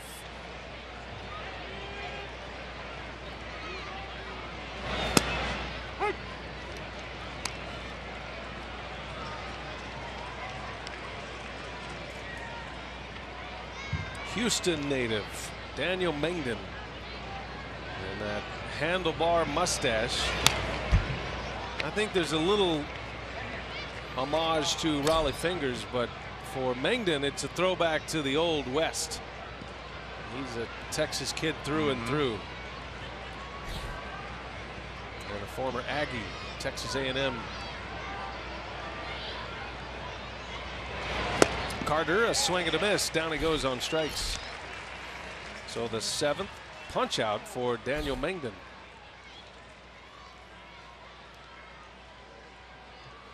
95 pitches for Mengden. Figure he's coming up to the end of his pitch limit. Just his 3rd major league start. Here's Neuenhuis. 0 for 2. He hit a bullet in the 2nd inning right at Alonso, who caught it, stepped on the bag for a double play. That ended the 2nd. And then last time up, Neuenhuis was a strikeout victim.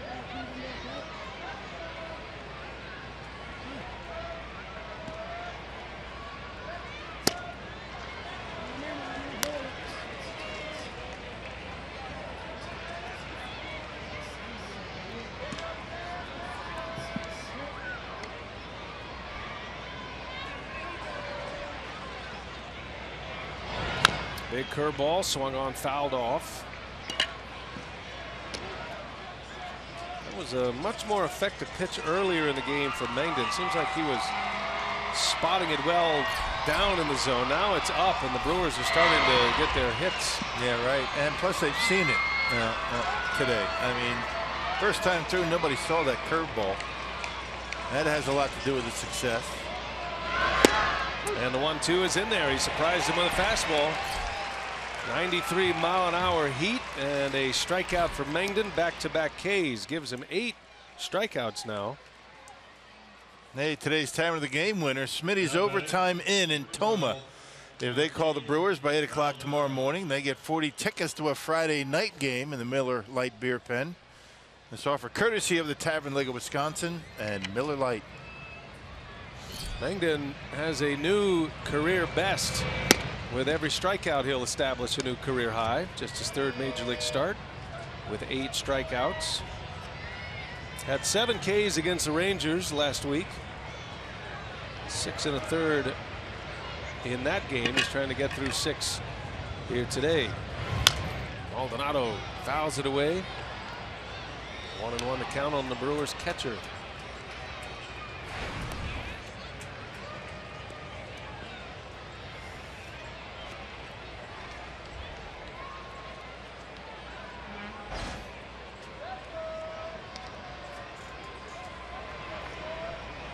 Mengden with that hesitation windup. Misses inside. Something he picked up in college. Felt like he needed to add a little more deception. It was a 4th rounder by the Astros out of A&M back in the 2014 draft. He's made it to the big leagues quickly. Yeah, and sometimes he does that hesitation move twice, sometimes once, which further adds to the deception of his delivery.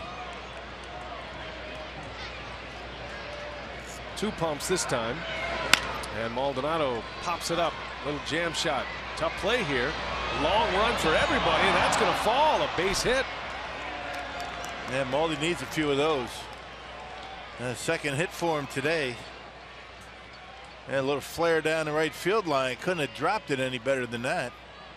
Got to remember, Max Muncy, the A's right fielder, is a utility man. He plays third, plays outfield. This is not his primary position, and a slow start. Alonso peeled off and nobody was there. I think the positioning of the second baseman has a lot to do with why that ball was a base hit and not caught. Played more up the middle on the possible shift and further away from that right field line. That'll give Ramon Flores a swing here in the 6th inning.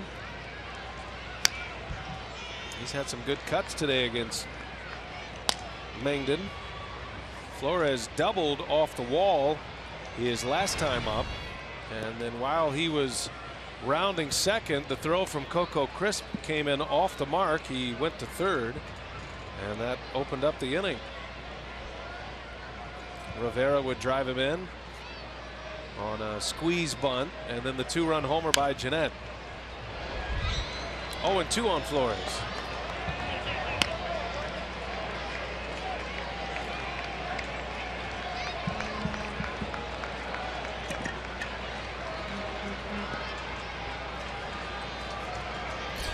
Could be the last hitter for Mengden. Bullpen is ready. Pitch count is high. That 5th inning really did him in. He was cruising along until the 5th. And if the A's make a couple of plays, including Mengden himself making a play, inning could have been a lot different. Mengden fumbled that bunt. Had an easy out with Flores running down the line, but he hit the panic button a little bit, never could find the handle on the baseball, and ended up costing himself an out. Had plenty of time to, relax, calm down, make an easy flip to home plate. Can hardly blame him. It's just his 3rd game in the major leagues. Swing and a miss. He got him. Well placed breaking ball that time. And the inning is over. And Mengden, if he's in fact done, he's got a new career high for strikeouts with 9.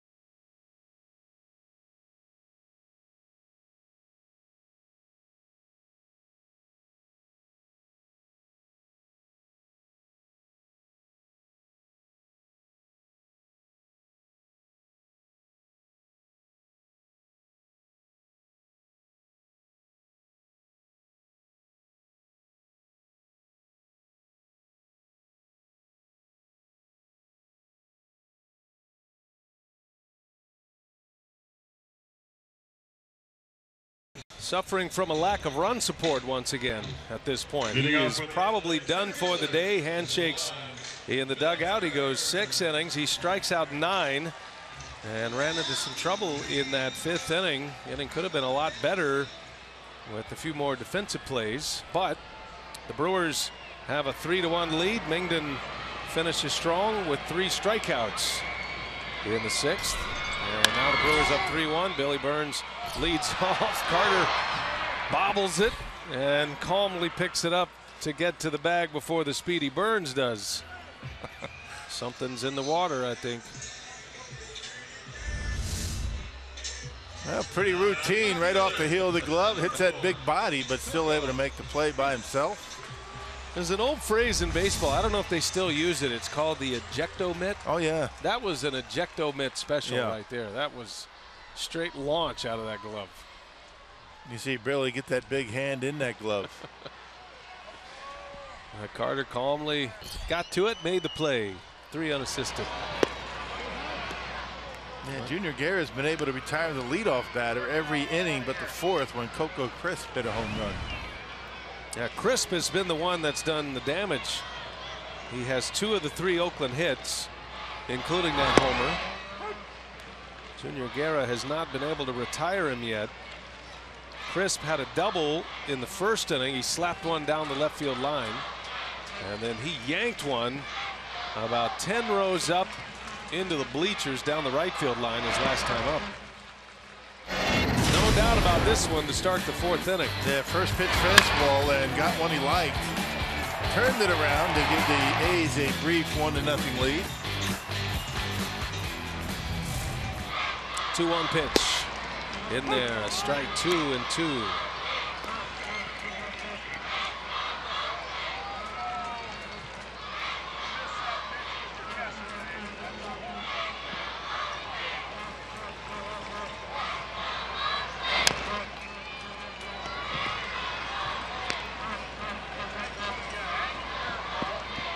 Summer camp here today in Oakland Rock. Now that is a great day at camp. Yeah, a lot of kids having a good time. Hanging out at the old ballpark. Special. Maldonado thought he had him rung up. He was ready to fire it around the horn. I think Coco Crisp thought he was struck out. Oh boy, come on. It's a good pitch. Let's go. Full count now to Crisp. And he pulls one foul. Now you hate to miss pitches like that if you're on the mound. Yeah, close games, and Junior Guerra is pouring his heart and soul into this game. You can't be missing pitches like that. That had plenty of the plate. 3-2. And Crisp is hanging in there. Guerra's pitch count in great shape right now. He's been efficient. Gave up 2 hits in the 4th. Stranded a runner. Crisp had a double in the 1st inning. With 1 out, he left him stranded. In the air to right, hooking, and it is foul. Oh, got to make a catch up there. That was your chance. Why do we bring a glove to the game? Feel bad for him. That's it. You can leave now. How many games has he been out there? That's his first shot. As Crisp draws the walk. Well, that's a tough at-bat. Guerra looked like he had him rung up. Instead, a few extra pitches, and the result is a walk, and Crisp has still yet to be retired today. Yep, and all the extra pitches he had to throw because the umpire missed it. Hey, Summerfest is almost here, and with the Rock the Ballpark ticket package, you can get a general admission ticket to Summerfest and a ticket to a Brewers game, all for just $24. For details, go to brewers.com/Summerfest. Here is Jed Lowry with a couple of ground outs today. Guerra would love to get another one. That one's in the air to right, hit well, but Flores is coming in and makes the catch. That had a knuckling effect into right field, and Flores, not the smoothest play on it, but he gets the job done. Yeah, knuckleballs, they're tough to read. That's because hitter centers on it perfectly. Lowry centered on that baseball, but Flores able to fight it and make the catch. That ball gets by him, and Coco Crisp going to be able to score.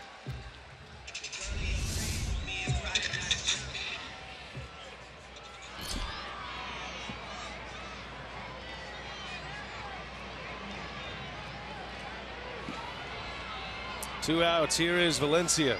This is the dangerous bat in his lineup right now. A power bat could tie it with one swing. Gotta be very careful here.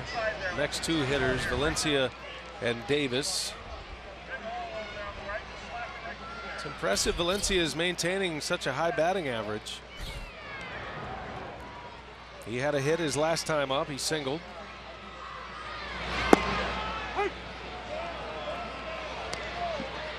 There's a Miami Hurricane connection here in this series with Valencia and Yonder Alonso and Ryan Braun.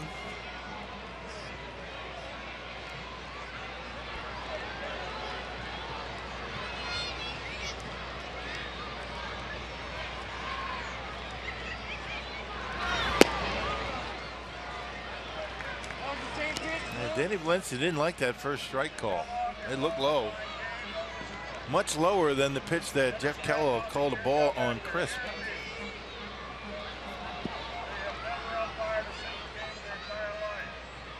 He's the crew chief, Jeff Kellogg. A lot of postseason experience as an umpire. On the ground, big bouncer. Rivera in and out of his glove in a flash, and he gets the out at second base, and the inning is over. Junior Guerra continues to impress. He's got 6 in the books, only 1 run.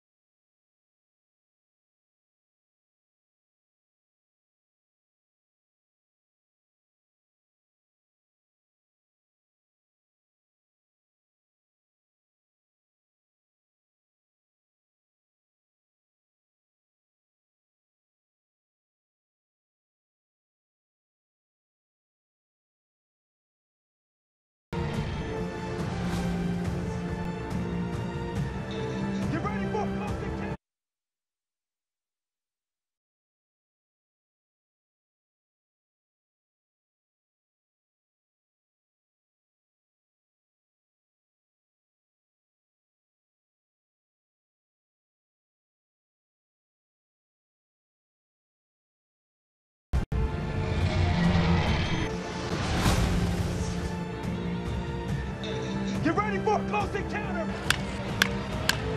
Let's show them some fireworks.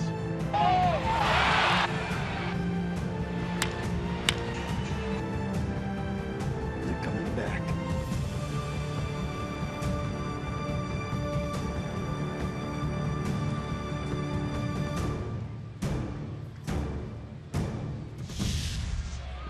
Three to 1, the Brew Crew leading the swinging A's as we go to the 7th inning. Last matchup between these two teams. New pitcher is Fernando Rodriguez out of the Oakland bullpen. Daniel Mengden goes 6 innings, 9 strikeouts, gives up 3 runs. Yeah, you can see the numbers for Rodriguez, and that 334 earned run average is very good. Even after his last 2 outings, he's given up 6 runs, 3 runs in each of his last 2 appearances. Last time out on the 18th against the Angels. Despite the error, all 3 of the runs against Mengden were earned. Gives up 7 hits, sets a new mark for strikeouts in his career in his 3rd big league start. But Mengden, the A starter, is out and with no chance to win, which means Sean Manaea is still the last Oakland starter to win a game. Man, that is June 1st, winning a game here against the Minnesota Twins. Saw the numbers on Rivera at the plate, presented by Wendy's. And Yadier takes a called strike 3. Rivera is rung up to start the 7th. Now pitching for the and one of the reasons why the A's starters have not been able to win games, the A's have not had a good season, but they really haven't been able to, eat up too many innings. They have Throwing the fewest amount of innings, of any team in the American League this year. The starters. Starting rotation 0-8 in their last 16 games. With an ERA around 5.5 in that stretch as well. Yeah. Well, the Brewers, with a win today, would salvage the final game of this road trip and go 2-7 on the trip, but they would take 3 out of 4 from the A's on the season series.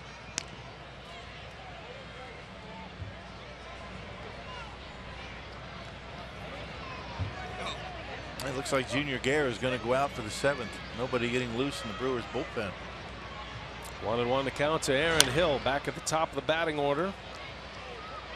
Yeah, why not send him back out there, right? I mean, pitch count's in great shape for Guerra. He's just kind of cruising right along right now. He's only thrown 84 pitches, 54 for strikes.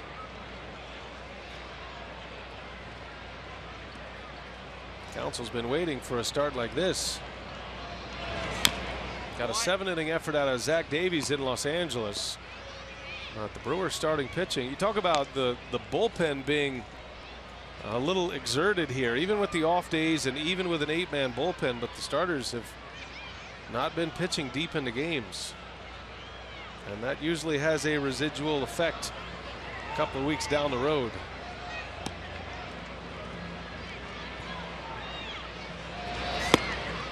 Which is why these off days that are stacked up for the Brewers have come at a pretty good time, giving those relievers some time off.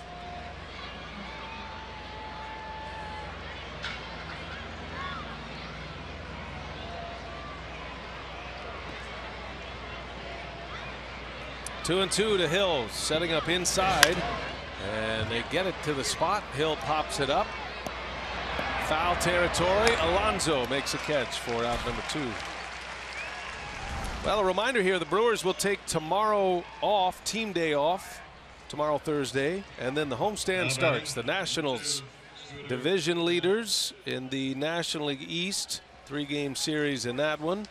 And then the contending Dodgers coming to town. Los Angeles right now trailing the Giants by 5.5, but the Dodgers have won 5 straight. Problem there, the Giants have won 9 of their last 10. So LA having a tough time making up ground. That is a rough schedule going into July right there. That schedule the Brewers are going to have to deal with. Scooter Gennett with 2 away. Instant offense from Gennett in the 5th. A key 2-run home run with 2 outs to give the Brewers their current 3-1 lead.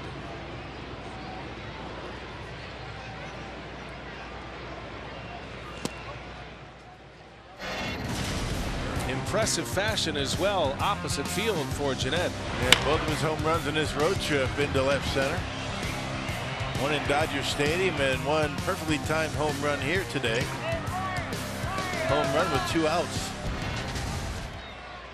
Got a little skip back in his step now that he's healthy again.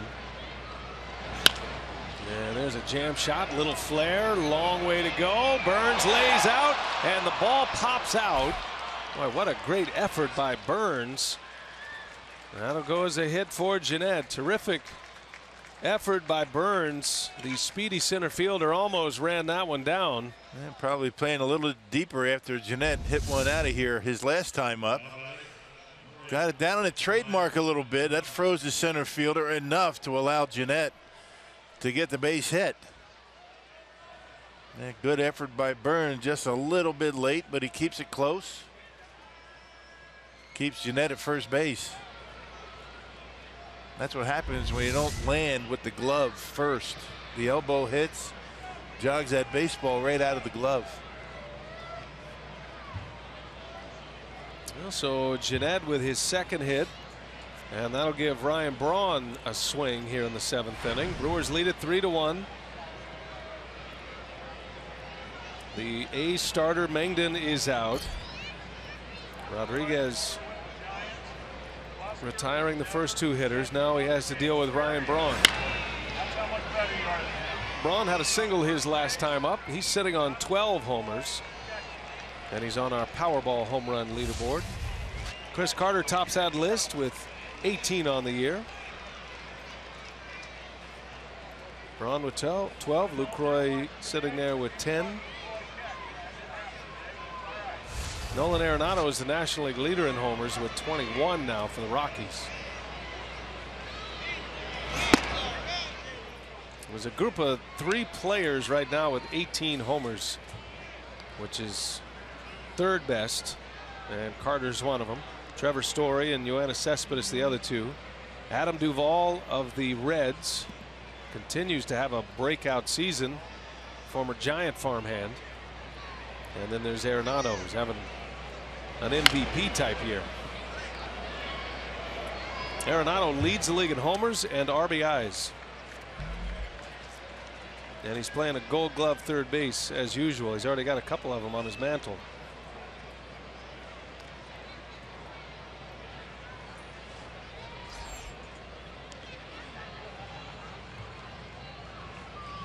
Well, the Rockies playing some pretty decent baseball. I mean, they're starting to climb up in the West. They're 3rd. Won 6 of 10, 2 in a row.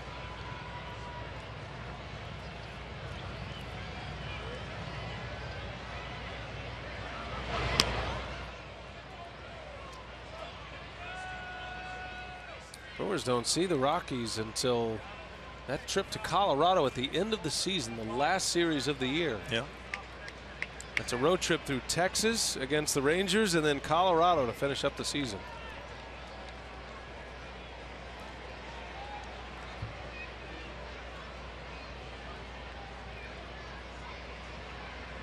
The long marathon march of the Major League Baseball season.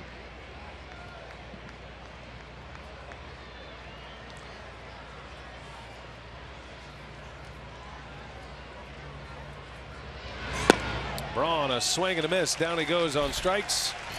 Inning is over. Jeanette collects another hit. Still 3-1 Brewers. Stretch time at Oakland.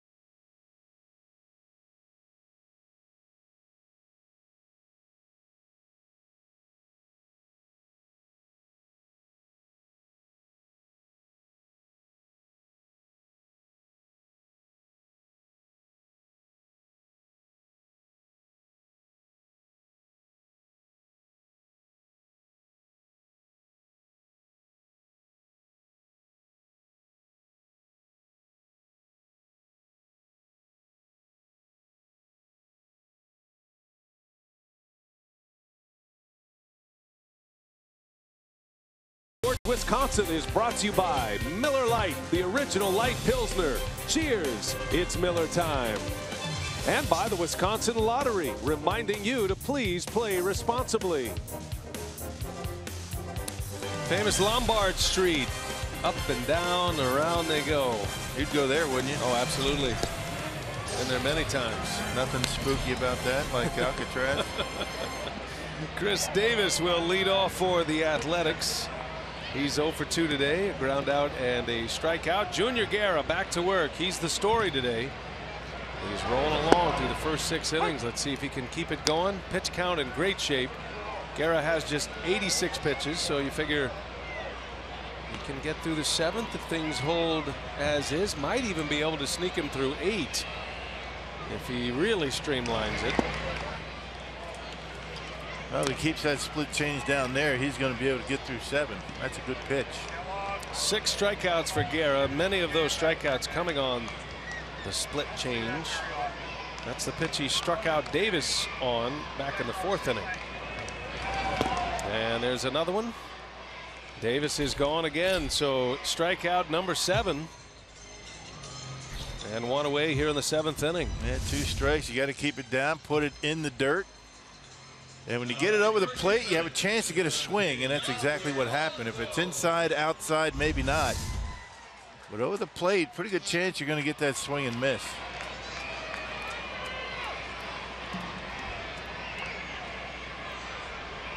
'31-year-old Junior Guerra. First year with the Brewers. And he has given this team something they did not think they had in Junior Guerra. Right. Impressive. Got to give a guy like that a lot of credit. That's a lot of perseverance. His story is a borderline movie material, at least a documentary. Yeah. Where he's been. He was a catcher, not hitting well, got released, converted to the mound. Was with the Braves organization. That's a little flare. Rivera can't get it. A base hit.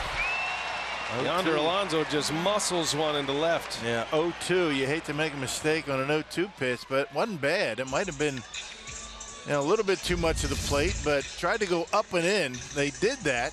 Maybe got a little bit too much of the plate, but not much you can squawk about with a hit like that. A little jam shot over Rivera's head.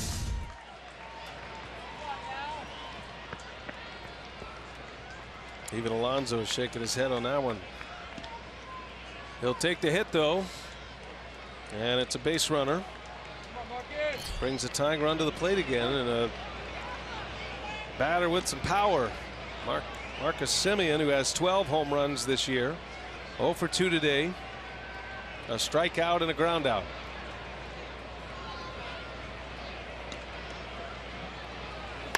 Little half swing, and Carter will glove it. He'll put the tag on Semien. So a quick resolution for out number 2.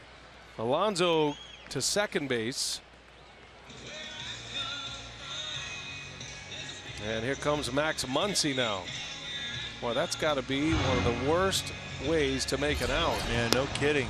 I mean, on a check swing, on a breaking pitch. Carlos Torres in the bullpen. That gives you an idea where Council's bullpen is right now as far as innings logged. Right. Don't typically see Torres in late leverage, high leverage situations, but Council might be running out of options. Guerra has given him the kind of start he is desperate for, though. Yeah, Will Smith's been worked a lot. We saw Blazek a lot of pitches in last night's game. Well, you figure get to the 9th inning, you're going to be able to use Jeffress. Muncy. He narrowly missed a home run his last time up. Hit one to the wall, just missed it. And lined out to right his first time up. He's 0 for 2. 2 outs in the inning. Brewers lead 3-1. Final game of the road trip. And Guerra is putting together one of the best performances on the mound of this road trip. And a nice comeback after one of his worst starts of the year in LA. 1 ball, 1 strike. Muncy takes low. 2-1. A lot of finals are already in across the big leagues today. Cardinals beat the Cubs again, 7-2 in that one. Cardinals winning at Wrigley.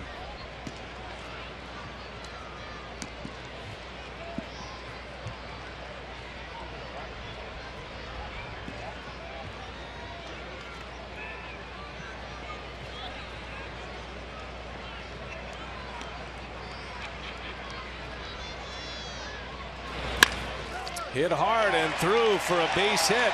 And they're going to send Alonso. Flores has a good arm. The throw one hops, not in time.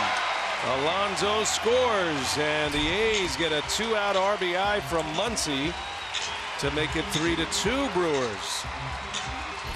Yeah, he's been swinging about well all day. Finally able to find a hole and get a 2-out single to score a run.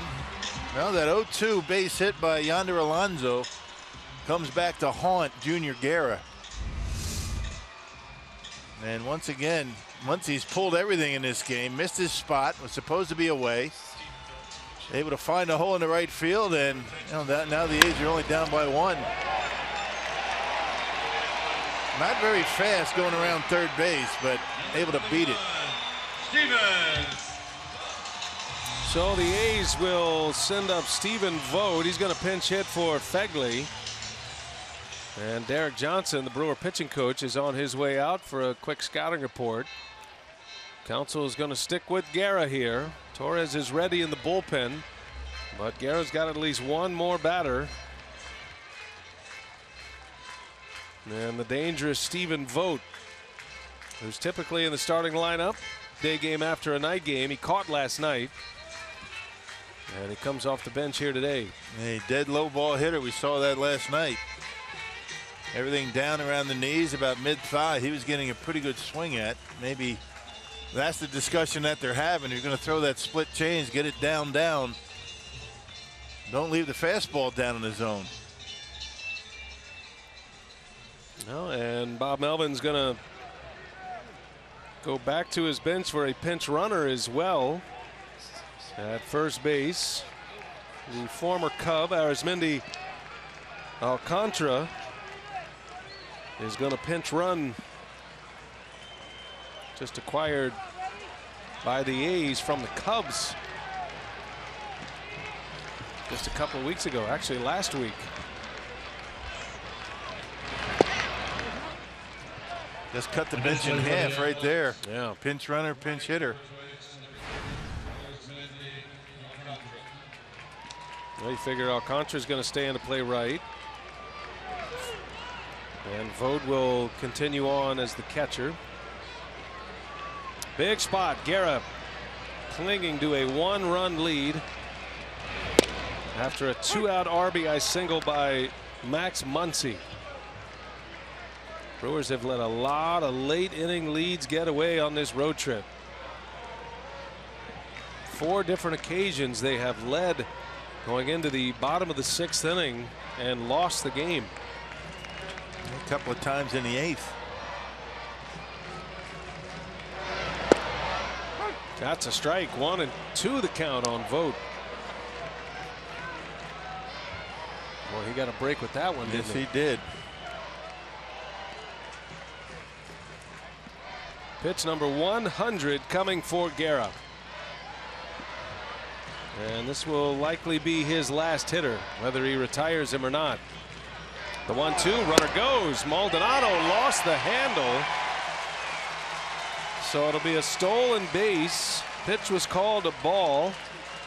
And now the A's have the tying run in scoring position with 2 outs. That was a pretty good jump by Alcantara. I'm not sure if Maldonado had a chance, and doesn't matter.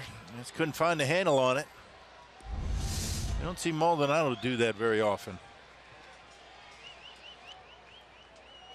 First steal as an A. Alcantara just got here from the minor leagues. He's traded Chris Coughlin to the Cubs for Alcantara. Big pitch coming. 2-2 the count on Vogt. And he got him. Junior Guerra strikes him out to end the inning, stranding the tying run at second. 8 punch-outs across 7 innings for Junior Guerra. 3-2 Brewers.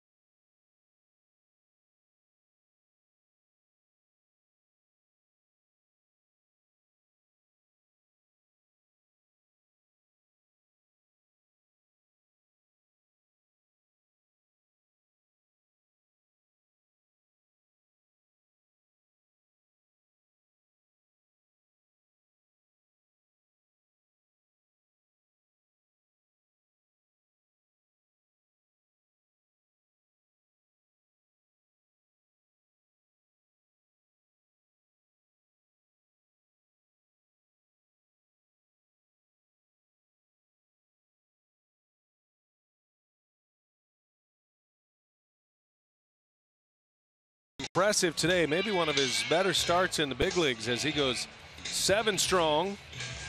Likely done as the bullpen stays active. Arizmendi Alcantara will stay into play right after his pinch running appearance, and Vogt will remain in the game as well behind the plate. And Rock, the new pitcher is Liam Hendriks. Yeah, 12th appearance for Hendriks, and you can see he's had a rough time of it, although he does have a ton of strikeouts. 1 walk, 21 strikeouts in 18 1/3 innings. And last pitched a couple of days ago against the Angels. No runs in 2 innings of work. From Perth, Australia, Liam Hendriks. He's got him last year from the Blue Jays as Lucroy swings and fouls one back. He was in that Jesse Chavez deal, actually prior to this season, I beg your pardon, this offseason.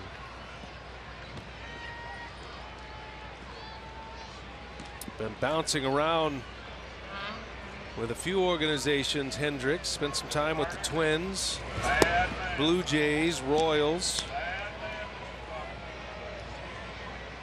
Been a starter primarily, but the last few years of his career he's been pitching out of the bullpen.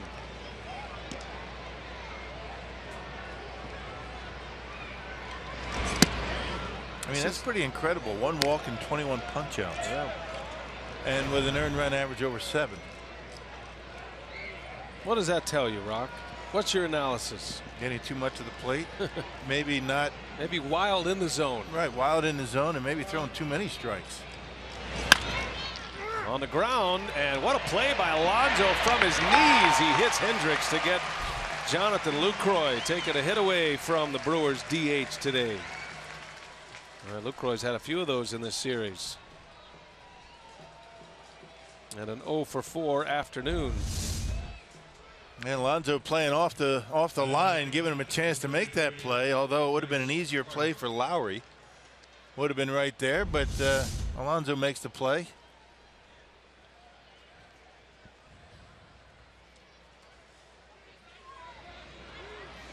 Here's Chris Carter now. Those big guys hit the deck like that. Sometimes it hurts to get up. Looks like he's having a tough time over there. Yeah, the down part's easy. It's the up part that can cause some problems. Carter pops it a mile high. A lot of foul territory over there. And Valencia will make the catch. Carter is retired on 1 pitch. Hey, this summer, every Friday night at Miller Park is a free shirt Friday.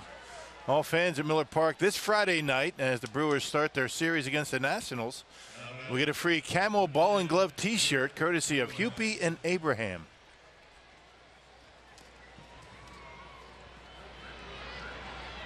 Free shirt Friday. It's going to be Zach Davies and Max Scherzer for the Nationals. That is a great ticket to get. Davies is really pitching well for the Brewers. Neuenhuis in the air, deep left center field. That's way back there. Got a chance, and it is gone. Kirk Neuenhuis to the opposite field. And the Brewers get their run back. It's a 2-out home run. And it's 4-2 Milwaukee. Neuenhuis with his 3rd of the year. Yep, on the first pitch. Yeah, fastball, pretty straight fastball for Hendrick. And Kirk Neuenhuis able to ride this one out of the ballpark. Trying to sink it off the outside corner. Left it up out over the plate, and Neuenhuis went right with it. And now the Brewers with a 4-2 lead.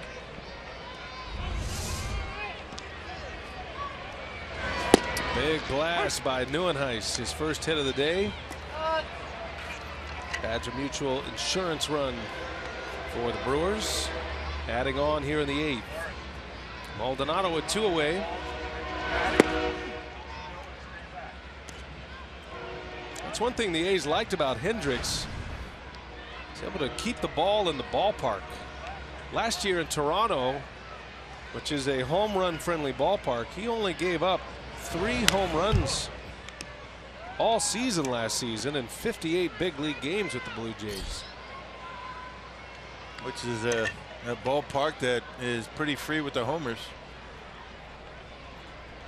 Yeah, 3rd one he's allowed this year. 1-2 the count.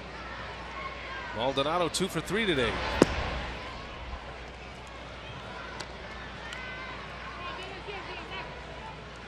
Kurt Neuenhuis, opposite field home run. He and Scooter Gennett, two left-handers, go to left center. Gennett's was a 2-run homer in the 5th, and Neuenhuis adds to the lead in the 8th.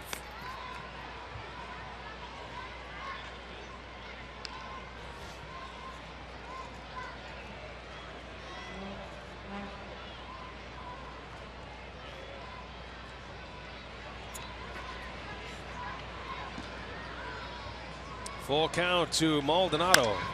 Hit sharply. That's through. A base hit and a 3-hit game for Martin Maldonado.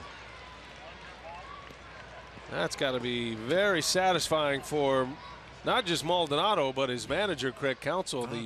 The idea was to keep putting his name in the lineup so he can get some regular at-bats, and it's paid off today. Yeah, straight fastball down the middle, and Maldonado able to get it out of the reach of Simeon at shortstop. Well, twofold. You give Lucroy some time off, and you get Martin Maldonado some at-bats. It's worked out for him today. Pitching change for Bob Melvin. He's going to play matchup here with 2 outs. And the Brewers up 2 is going to his left-hander, Zepchinski. We'll take a break.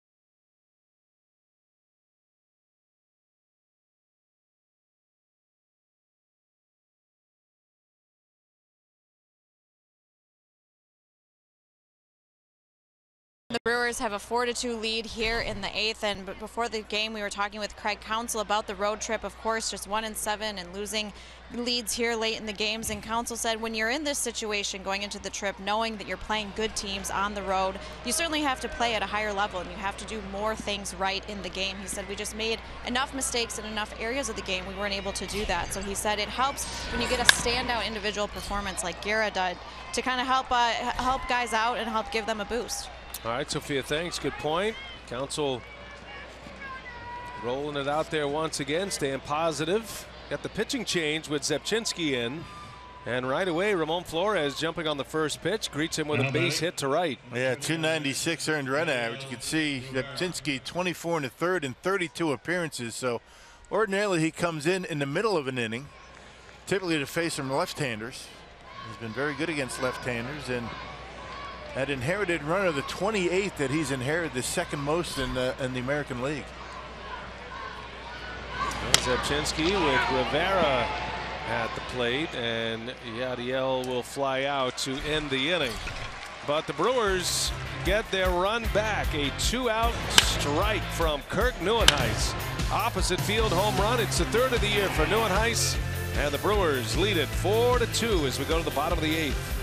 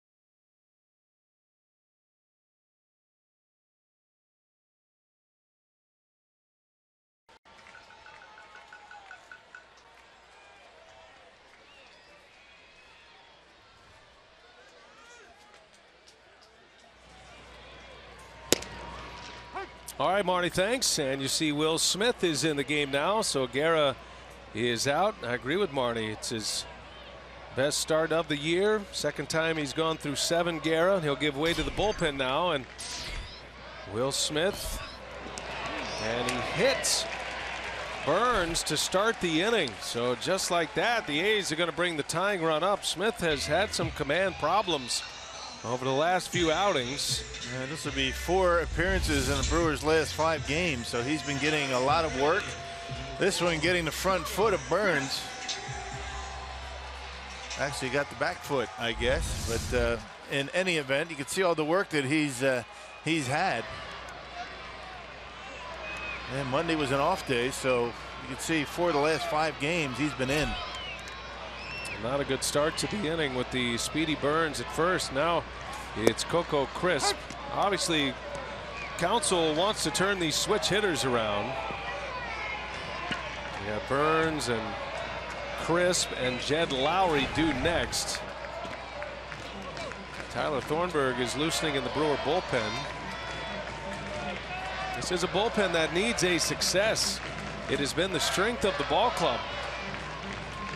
When the Brewers have had the lead late, they have typically won the game. The bullpen has been terrific, the winning version of the bullpen, but that has not been the case on this road trip.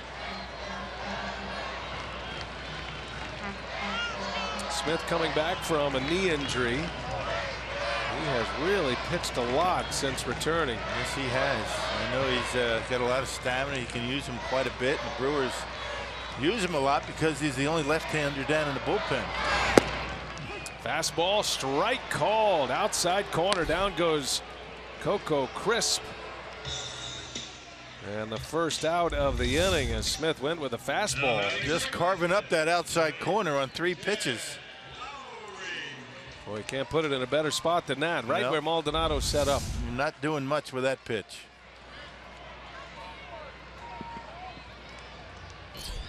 Here's Jed Lowry now.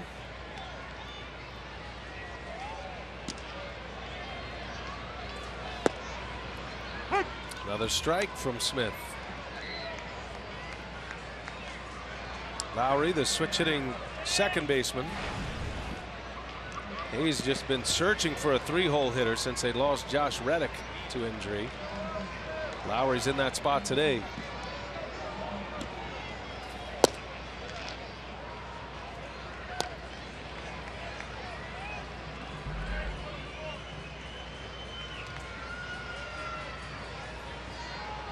Brewers get a big run from Neuenhuis on a home run in the top of this 8th inning, coming with 2 outs.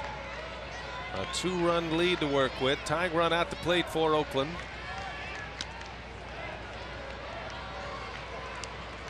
Got the power hitters coming up next. Valencia to follow, and then Chris Davis if it gets to that point. You'd rather have those guys leading off if you can. It would require a double play here to get out of this inning.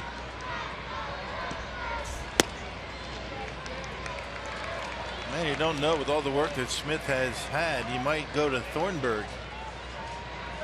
And once these right-handers come up.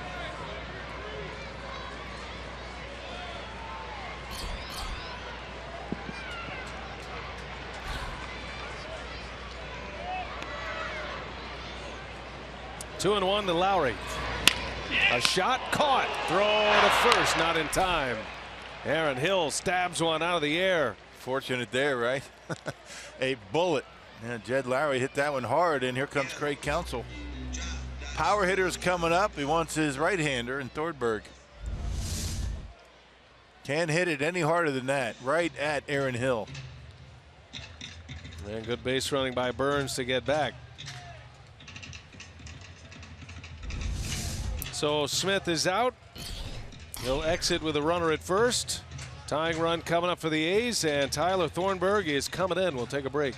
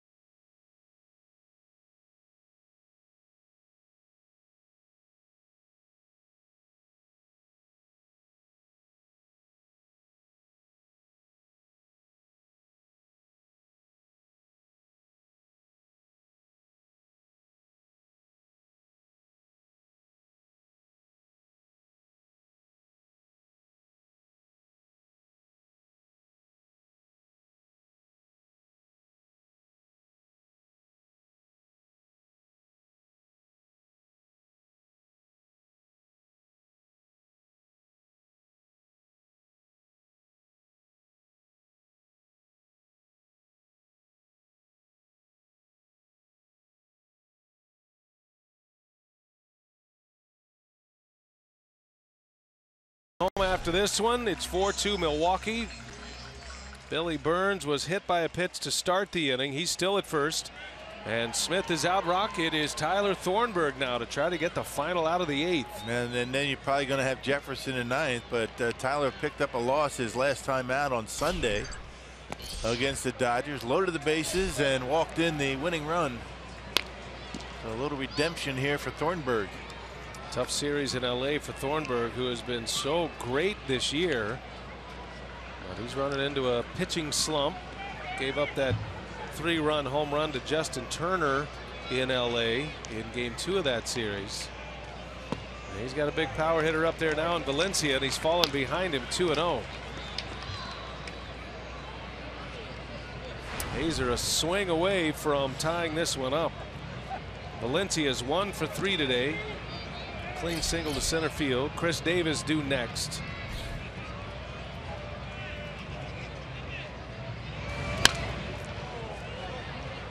Chased a high fastball. Had a pretty good swing at it. Just high enough that he fouled it back. Get that one down to maybe an inch or two. He might drive that one out of the ballpark.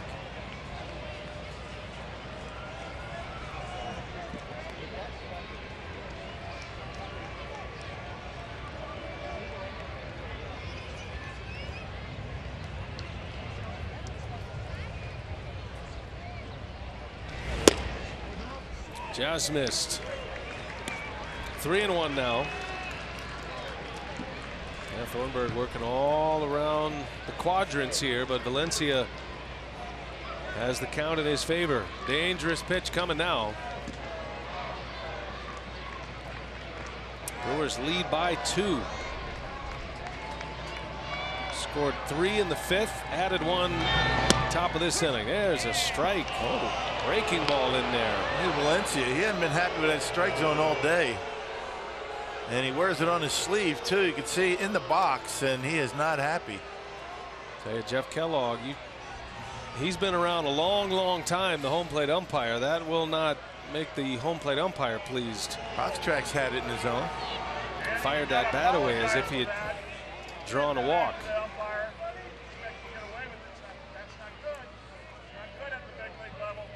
Going with a fastball here. Big pitch.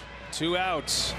And Valencia rifles one to left field. Braun is over and makes the catch. Yikes.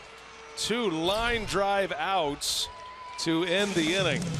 And the Brewers lead it by 2 as we go to the 9th.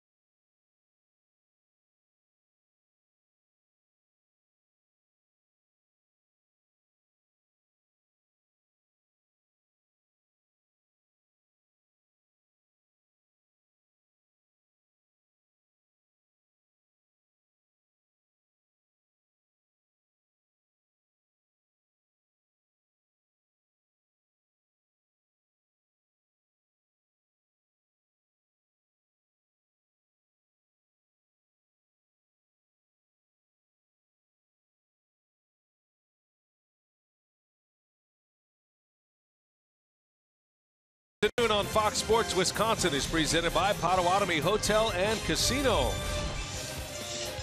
And just a few days ago, Game 7 of the NBA Finals, Warriors-Cavs. Cavs had their parade today in Cleveland. We're right next door at the Oakland Coliseum. 9th inning now. Brewers up 2. Zepchinski will continue. Top of the Brewers order coming up.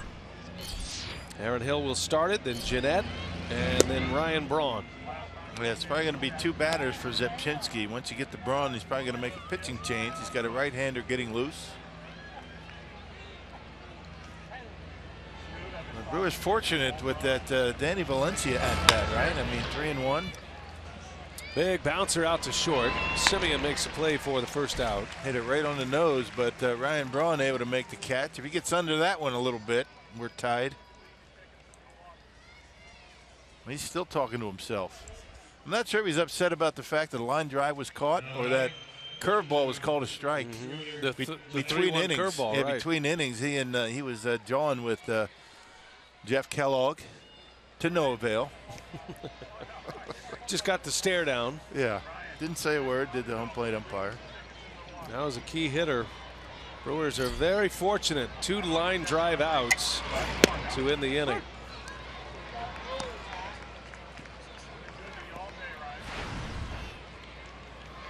Sometimes you need to be lucky.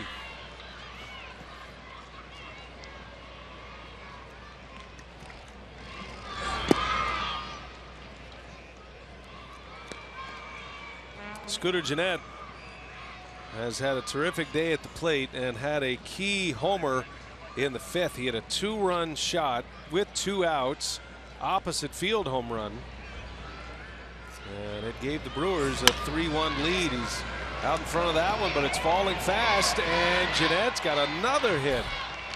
His 3rd hit of the game. His last 2 have looked just like that, and Jeanette just continues to impress. That batting average is rising quickly. Yeah, some late breaks out there in center field today, right? Burns. Second time that's happened today. Brewer able to get a base hit on a ball that was up in the air a while, but Burns not able to get there in center. Well, that's going to be the last hitter for Zepchinski. Simeon came closer to it than did the center fielder. Pitching change in Oakland with 1 out in the 9th. Brewers up 2. We'll take a break.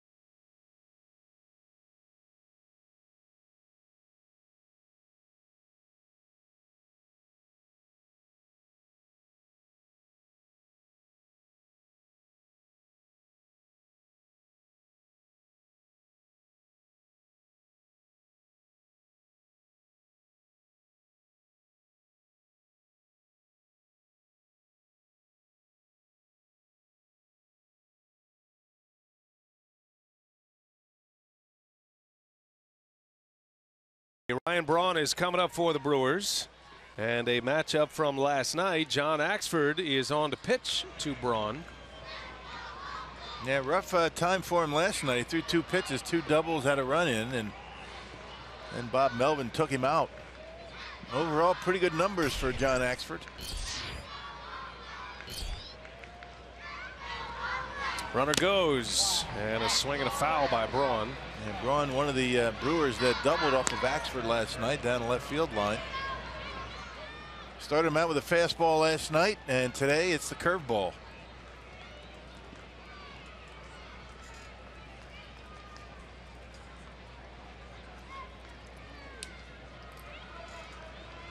Well, nobody loosening in the Brewers' pen.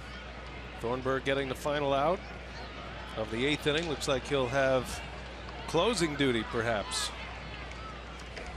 Brewers lead by 2. And Braun takes one inside. That would lead you to believe that Jeremy Jeffress is not right, not available. He hadn't pitched in a while either. Right.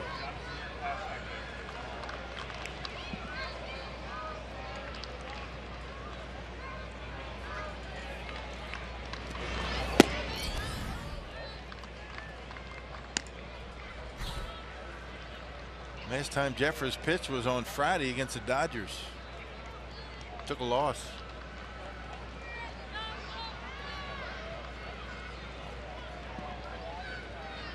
Two and 1 to Braun. He is 1 out of 4 today.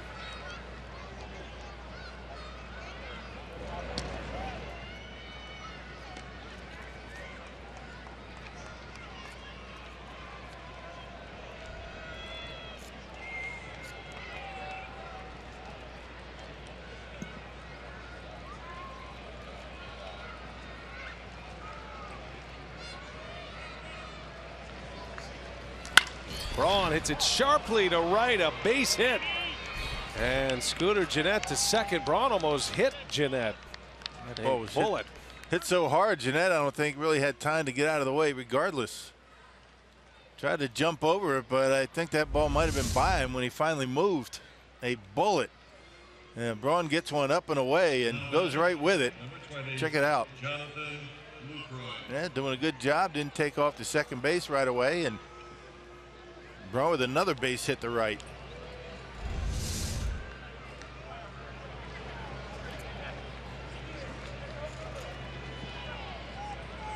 So Ryan Braun, second hit of the inning, both coming with one away. Now Lucroy's up there.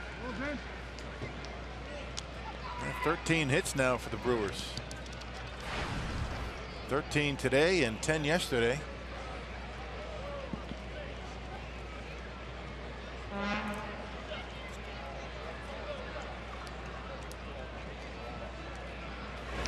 Lucroy on the ground to third. Valencia goes to second. Out there, throw to first is in time. A double play to end the inning. And the Brewers lead is still 2. To the bottom of the 9th we go.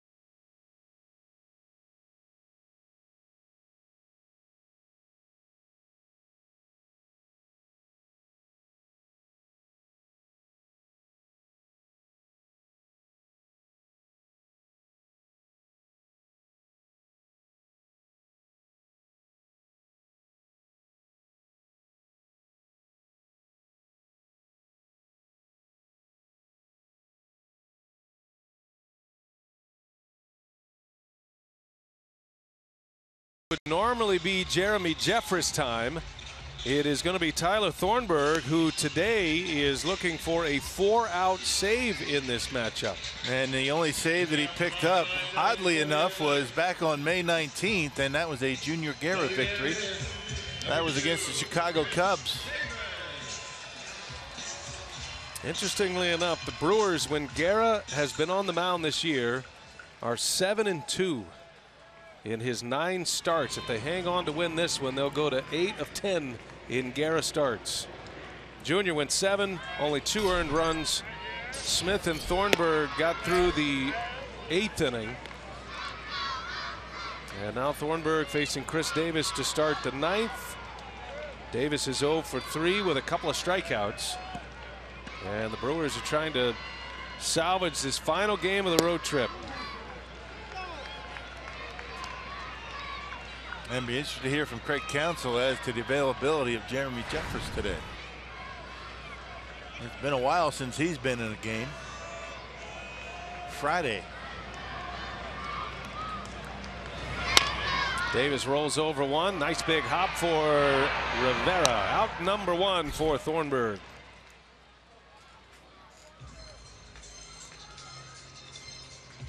Brewers have done a very good job today of retiring the leadoff hitter. 7 of 9 innings they've been able to get that leadoff hitter out.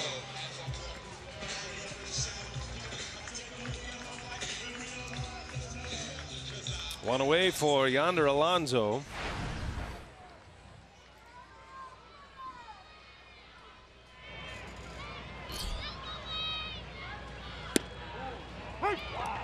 Thornburg gets ahead of him. Alonso with a single. He scored a run in the 7th.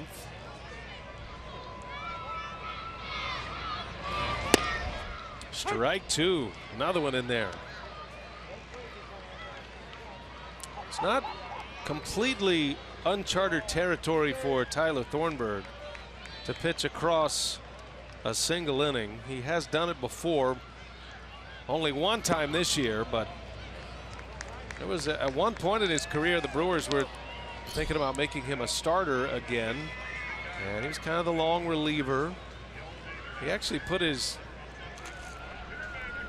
himself on the map with the Brewers when he pitched in a 5-inning game out of relief and was what was a rain delay situation. In the air, foul grounds. Rivera is over to make the catch. 2 men are out in the 9th inning. Yadiel Rivera running a long way with the shift on, and Alonso is out. Only guy over there on that side of the field.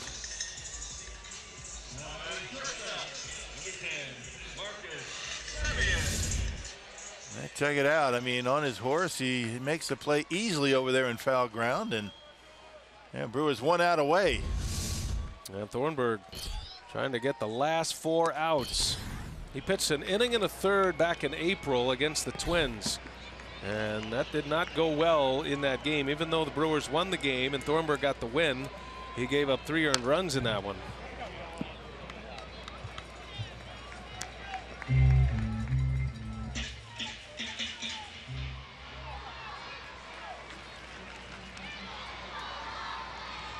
One and one to Semien.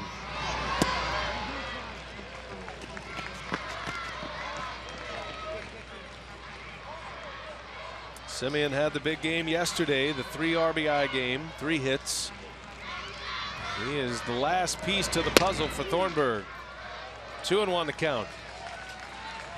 A's have Billy Butler on deck.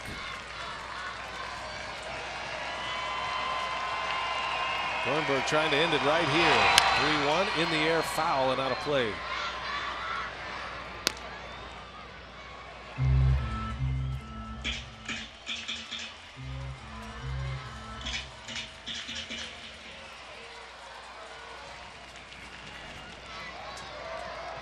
Here it comes, a 3-2 up and in, ball 4. Semien draws the walk, and the A's are still alive in the 9th. Yeah, just can't do that. Can't walk the tying run to home plate and make him hit his way on. I mean, that's obvious, and that's the last thing Thornburg was thinking. Yeah, but now you got the everyday designated hitter coming up for the Oakland A's. So Butler is announced. Butler's been a big power hitter in the past, big run producer, but his numbers in both categories this year are down. Just 2 home runs this year. One of those came against Milwaukee. Broke a no-hit bid by Zach Davies at Miller Park.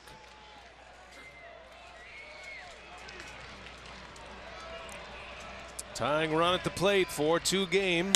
And a fastball in the air, left field. Braun is back, and he has room. Oh, boy. The ball game is over. Butler just got it down on the end Thornburg saves his second of the year, and the Brewers win it. Junior Guerra picks up his 4th win, and that is a yikes moment for Milwaukee to get out of here with a victory. Boy, just got it off the sweet spot enough to keep it in the ballpark. I thought off the bat we might be tied here at the ballpark, but good job by Thornburg in inning in the 3rd, picking up save number 2 this year. And right off the end, Butler still thought he might have gotten it, but game over. Wow. You think about the 2 line drive outs to end the 8th, the deep fly ball to end it here in the 9th, and all smiles for the Brewers as they finish this road trip 2-7. They'll take the win as they head home now. Let's kick it to Marnie Gellner. She's in our Fox Sports Wisconsin studio. It's time for Brewers Live. Take it away, Marnie.